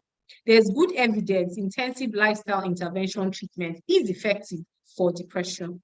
Fried foods, refined grains, and sugary products are associated with increased rates of depression and anxiety. All these are studies I'm reading out for you. A lot of research has been done into this, so it's not Dr. Dozie's views. These are researches that have been done all over the world. Adults who frequently eat fast foods are 40% more likely to develop depression than those who avoid fast food. We recommend that people cook their food, eat at home, because you can monitor the quantity of oil you're going to put. You can adjust the amount of oil and vegetables, how cold you want the food to be, how refined. You might not have how much salt or sugar in it. You might not have that much control if you're eating out, unless you have select restaurants that cook healthy food that you want to use. In the UK, individuals who reported an unhealthy diet also self-reported higher rates of depression. There's a dose-response effect between the type of fat we take and depression rate. So the higher the fat, the more depression. That's just what it means. Diets higher in trans fats were associated with an increased risk of depression. Please always check your food labels. Trans fat is a no-no. The current recommendation is that you should not have any trans fat in your diet.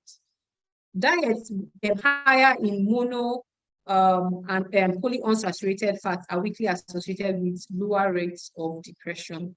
So we prefer the mono and polyunsaturated to the saturated one. So there's a weak association, when you take those ones of lowering depression. Mood and nutrients. The Lancet Psychiatry Journal published an article in 2015 titled Nutritional Medicine as Mainstay in Psychiatry, in which they stated, although the determinants of mental health are complex, the emerging and compelling evidence for nutrition as a crucial factor is the high prevalence and incidence of mental disorders, suggests that diet is as important to psychiatry as it is to cardiology, endocrinology, and gastroenterology. What that means in English is, we know that cardiology, those are those that treat the heart, endocrinology, those that treat diseases like thyroid, diabetes, and then gastroenterology, those that treat things like ulcer and all that. They are saying that diet is as important to those people as it is to psychiatrists, to those that have mental disorder. And this was published in this particular article. A number of select nutrient-based supplements, alone or in combination, may be beneficial in select groups in the management of mental disorders. So they're talking about certain mental disorders, omega-3 fatty acids, vitamin D, folate, vitamin B9, zinc are some of the supplements you might consider using for these people.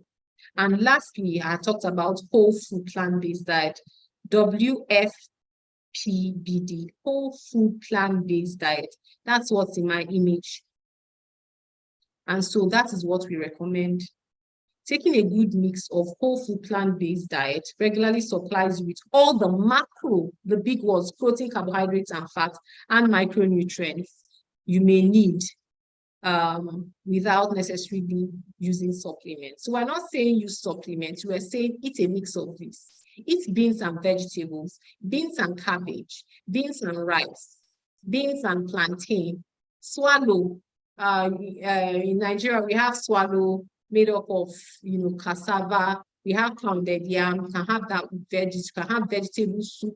You can have okra, So we're not saying you have to have a salad every single time, but we're saying that there are ways you can prepare the vegetable that it doesn't really, so the vegetables can be steamed and used to make a soup, and you use it, but the soup has to have a lot of vegetables. So it should look green, it should look vegetably, you know what I mean, if there's a word like that, and use it to eat all your meals as much as possible. And that's what we're advocating. So you should have vegetables in all your meals. You should reduce your salt intake, reduce your simple sugar intake, reduce your meat intake as much as possible, because processed meat is a category 1B carcinogen. It's in the same category as X-rays and all those other things, processed meat. And then red meat still undergoing the category 2.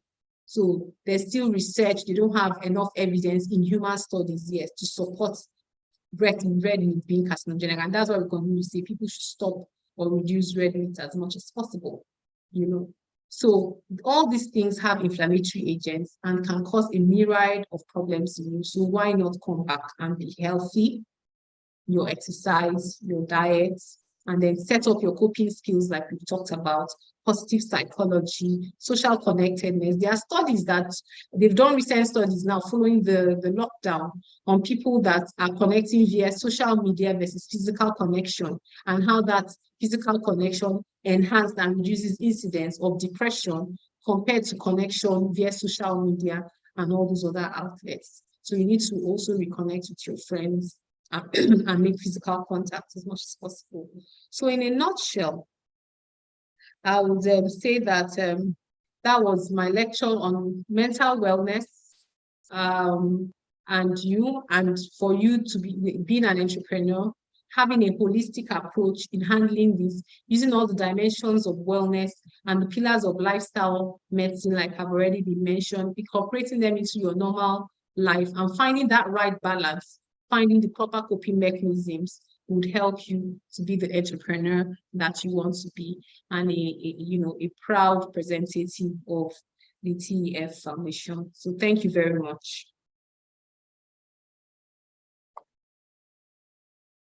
Thank you so much, Dr. Ijeoma, for this wonderful section. Thank you so much. Thank you so much. So at this moment, we are going to be welcoming questions from all the attendees on the Zoom call, and I will also go to the YouTube link, to the YouTube channel to take questions too. So please, if you have questions, you can raise your hand, or you can drop them on the chat box where I pick them from there. Thank you so much.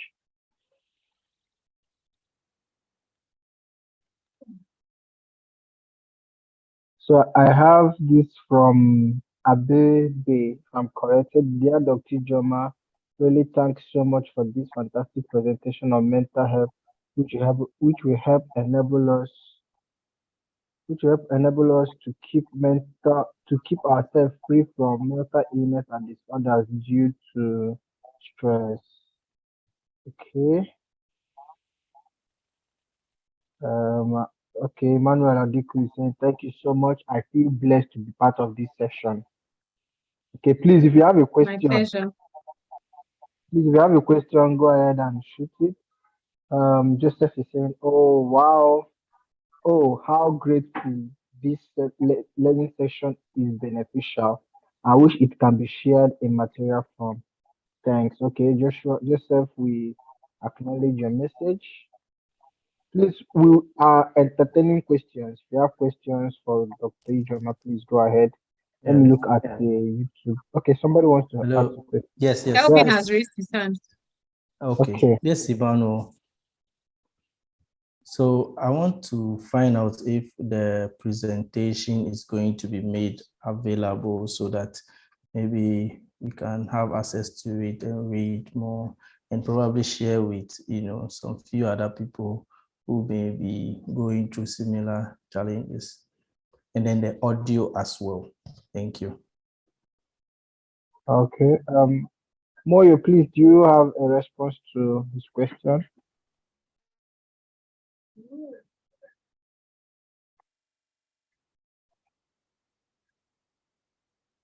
Okay, so my response to that question while I wait for Moyo to add more is that we are also streaming this program on the YouTube channel at the same time.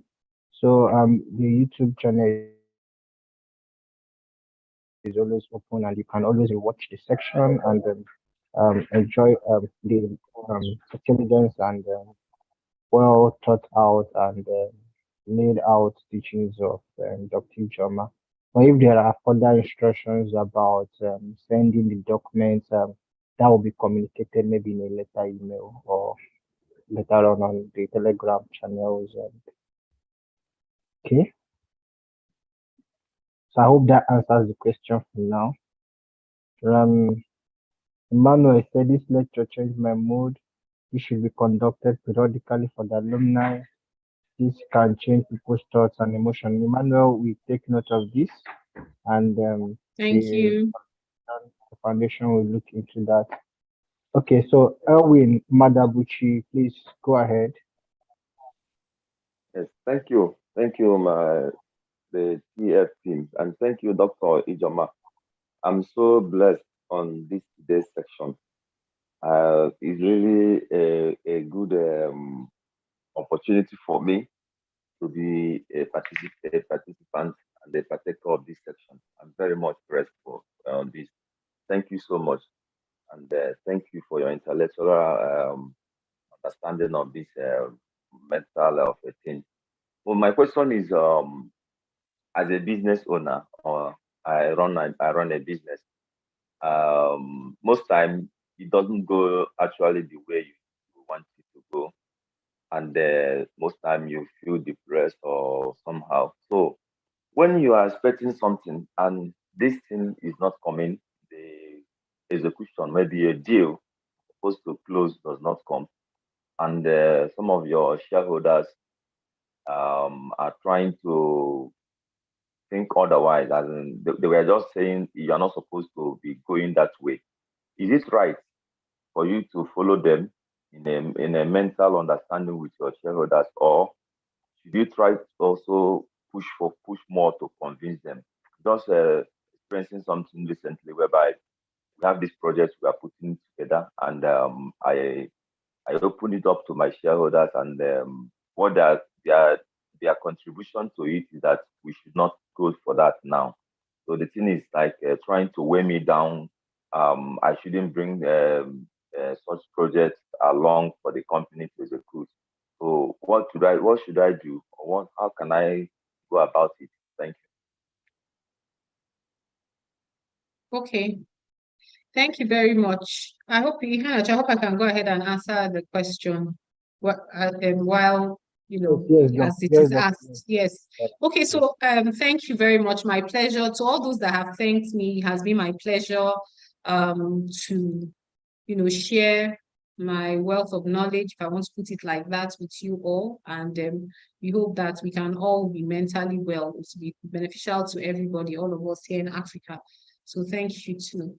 To answer your question, the first thing that came to my mind as you were saying that was, what is the reason? What are their reasons? Do they have reasons? I know that it is your baby, it's your passion, and you have seen the end. You've seen it from beginning to end in your mind's eye. But they haven't. So if it's uncharted waters, sometimes people are very nervous and uneasy about it. So two things. Have you sat down to really listen to them? What are their misgivings? What's their hesitation? What do they have? Why do they not want you to bring that kind of thing? Are there people among them that have had experience with that line of business that didn't go out well and all that? So it's good for you to get from them, get all that information from them, first of all. Now, secondly, you yourself, that you're a big proponent of that. Have you tried to sell it to them properly? Sometimes you need to sell something 2-3 times before people start to understand. Have you tried to lobby one-on-one? It's not something you gather your shareholders and now start giving them a suggestion where everybody is. Have you taken out time to pull one person aside and say, see, well, this is what I'm seeing, and this is why I'm seeing this, and this is the opportunities I see here. And you sell it to that one person, you have that person in the bag, you go to another person one-on-one. First of all, you would have done that one-on-one, that individual lobbying first, before now presenting it to the bigger body. I don't know the structure of your organization, but in terms of normal lobbying, that's the way you do the underground work, the individual lobbying, before you bring it to the general house. You would have now heard people's individual misgivings ahead, gone back, done research on how to counteract those misgivings, because those misgivings will come out in public. If it comes out in public and you cannot answer it, it becomes worse. But if it's one-on-one, you can say, okay, you go back that night, research it, understand it very well, look at your proposal again before you come and present it to the bigger house. And then you have a stronger chance of succeeding if it's something if you really feel that your own views are superior to their own. But the first thing is, what are their reasons? Have you really understood it? Do they have more experience in that than you? Could what they are saying be actually factual? And then do you have reasons, more compelling reasons or evidence to suggest that your own view is not superior? Then go about it by divide and conquer kind of situation before you now come to the bigger house. So that's how I would say that you would approach that situation, while still trying to ensure that you use the self-help coping skills we've talked about to make sure that you don't get overwhelmed as you're trying to address some of these, these problems. That's how I would handle it if I was in your situation. Thank you. Thank you. Thank you very much. I got the point. I got thank you so much, Doctor. Thank you. All right. I Thank you for that question. So, Doc, we have maybe 2 or 3 other questions on the chat board. So this is from Onyinye. She said, hi, thanks for the class. Though I joined in late, please, what are the red flags to depression? What are the red flags to depression? So I'll take the second question so that maybe you could take all of them at once. So Emmanuel Adiku is asking, so how do we contact Dr. Dozie if we want to have a private consultation with her? And then there's the last question from Peter Adeniji.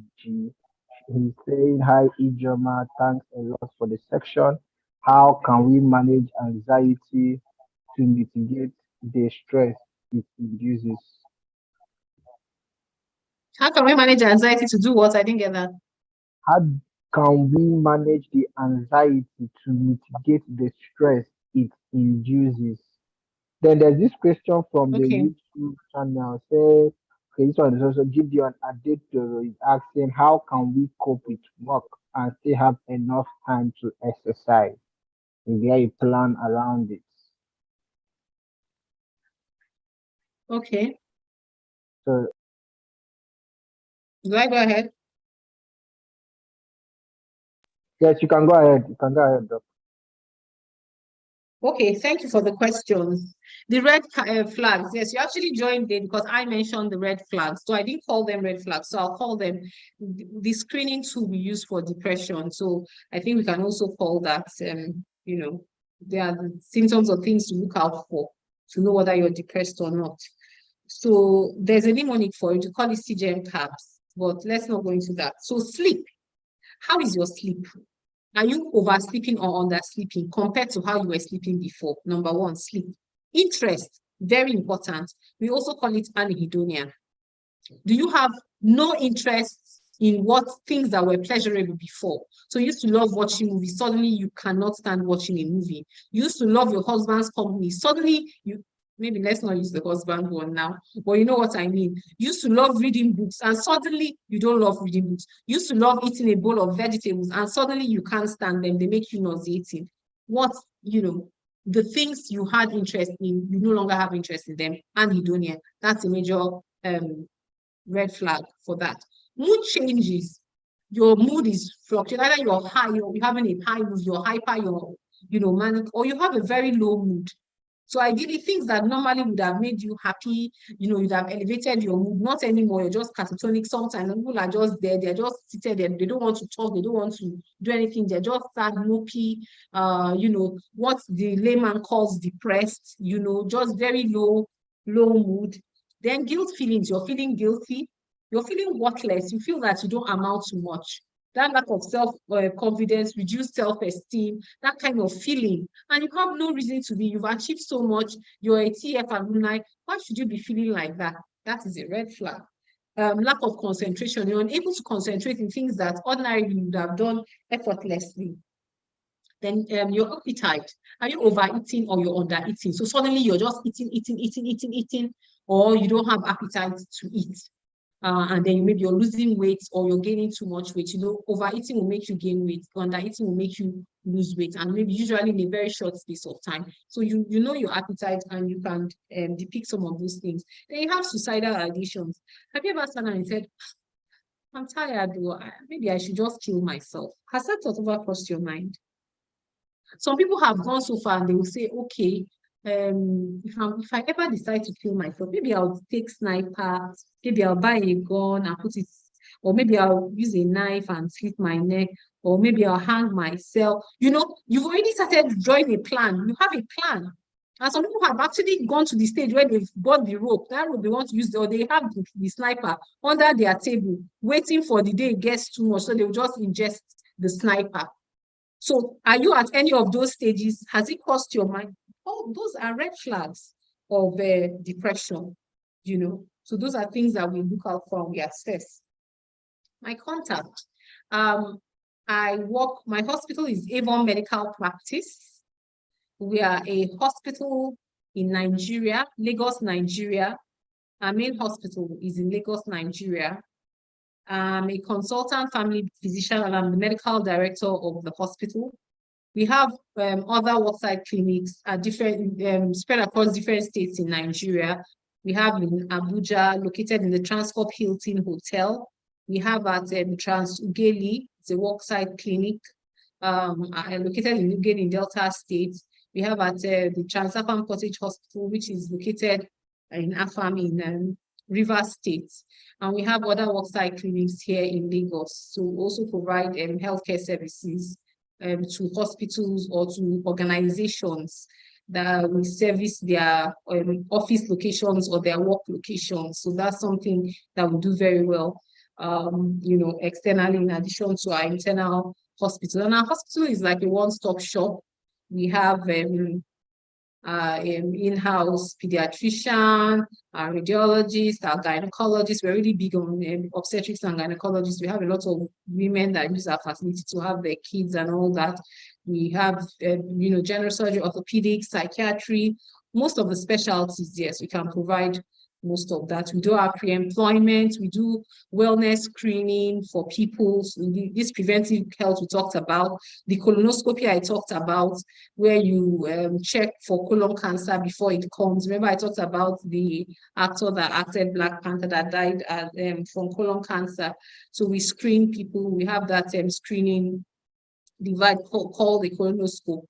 And we also have both of them are called endoscopes. So we have the colonoscope for lower GI and the gastroscope for upper GI. So we use that to check if you have peptic ulcer disease, or you have some condition, maybe you're having alternating constipation and diarrhea, and you don't know, you have a family disease or a history of somebody that died of colon cancer. Those are some of the screening things you want to do, you know. And of course, our wellness checks would also help you screen ahead for those things based on your age and your gender, like I had stated at the beginning of the lecture. So yes, so that's Avon Medical. We're located at Surulere. Surulere is a city in Lagos, Nigeria. So that's for our contact. So if you want to see us, you can call in the facility and book an appointment, or you visit our website. That will be displayed at the end of this lecture. Management of anxiety to mitigate the stress.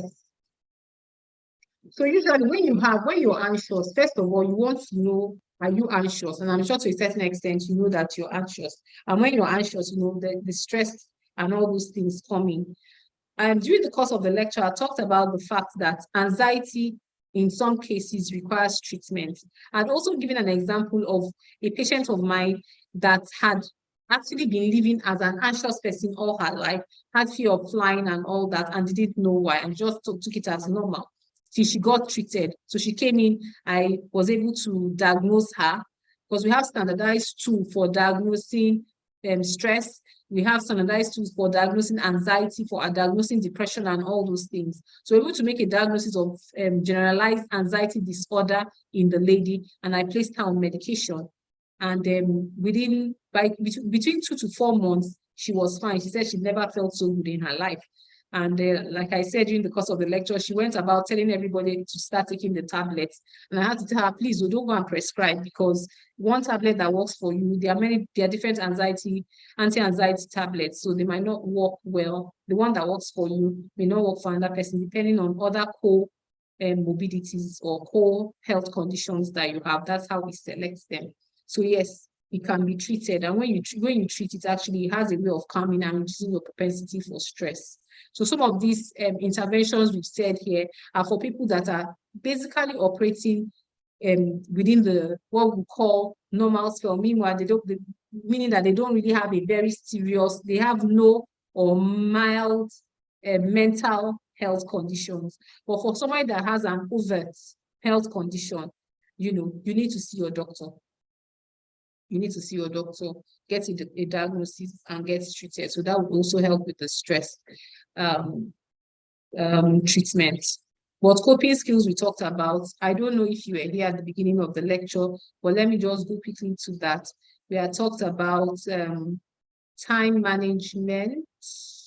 Let me just get to that. Split up big tasks, challenge your thoughts, talk to someone, allow yourself some positivity, be more active, plan ahead. So planning helps, have a to-do list and all those things. So those will help you. We also talked about having positive emotions, cognitive restructuring, and all that. I can't go through the lecture. I talked about some of these things during the course of the lectures. Thank you.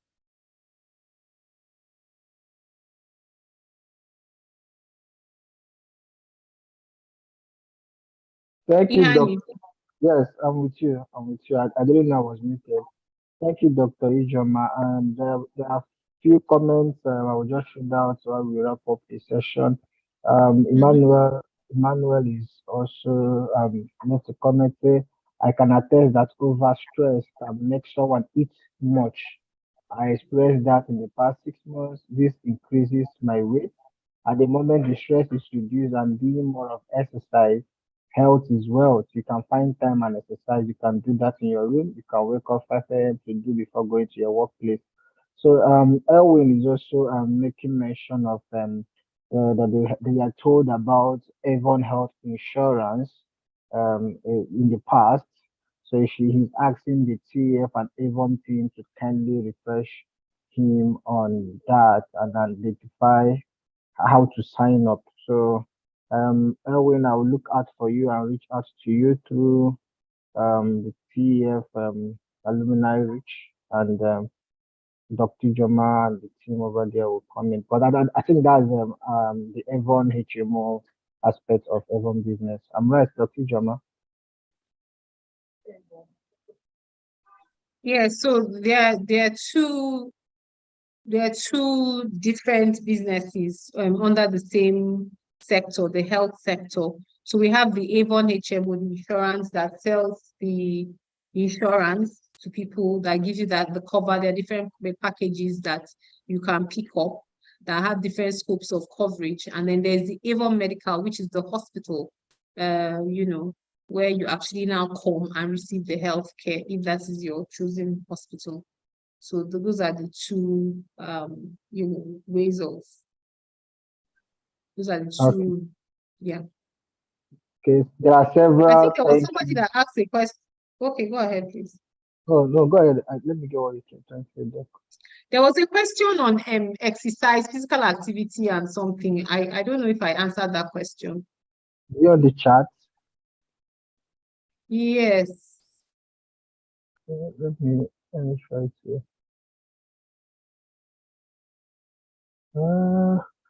I can't find it, but the last comment about exercise was the person advising people to go ahead and have exercises.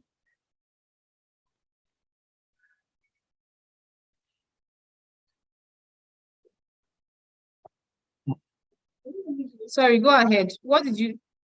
I missed you briefly. Yeah, I said I didn't see a particular message on that, only for Emmanuel's advice to, encouraging people to exercise and lose up some weight. Oh, yes, yes. Okay, just to buttress that, I think that was a comment, not a question. Yes. So, I mean, Yeah. I showed slides towards the end of the benefits of exercise and the relationship between exercise and, physical wellness. That's it, mental health and physical exercise. So he was just trying to validate that and say that had actually worked for him. So, Emmanuel, yes. Exercise would help with coping with stress and mental conditions.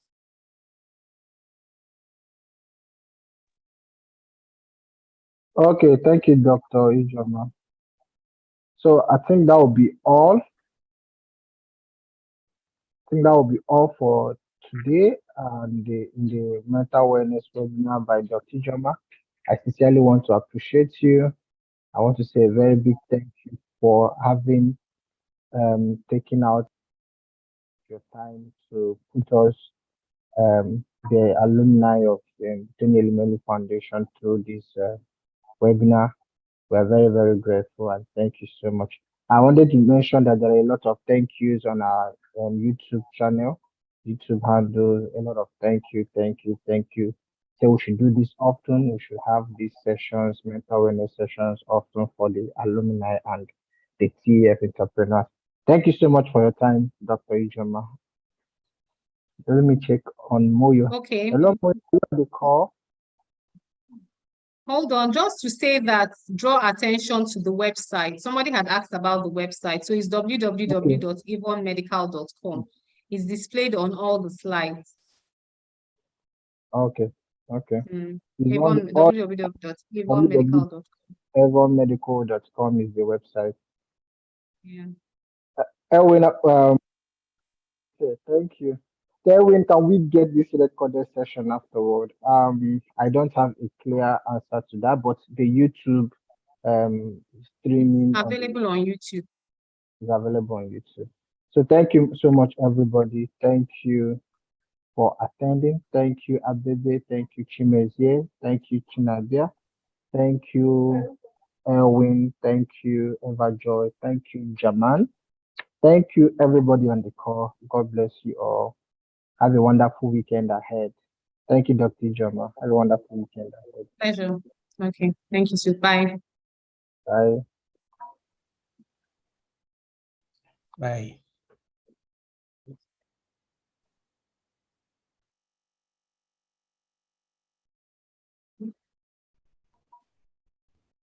Thank you. Bye.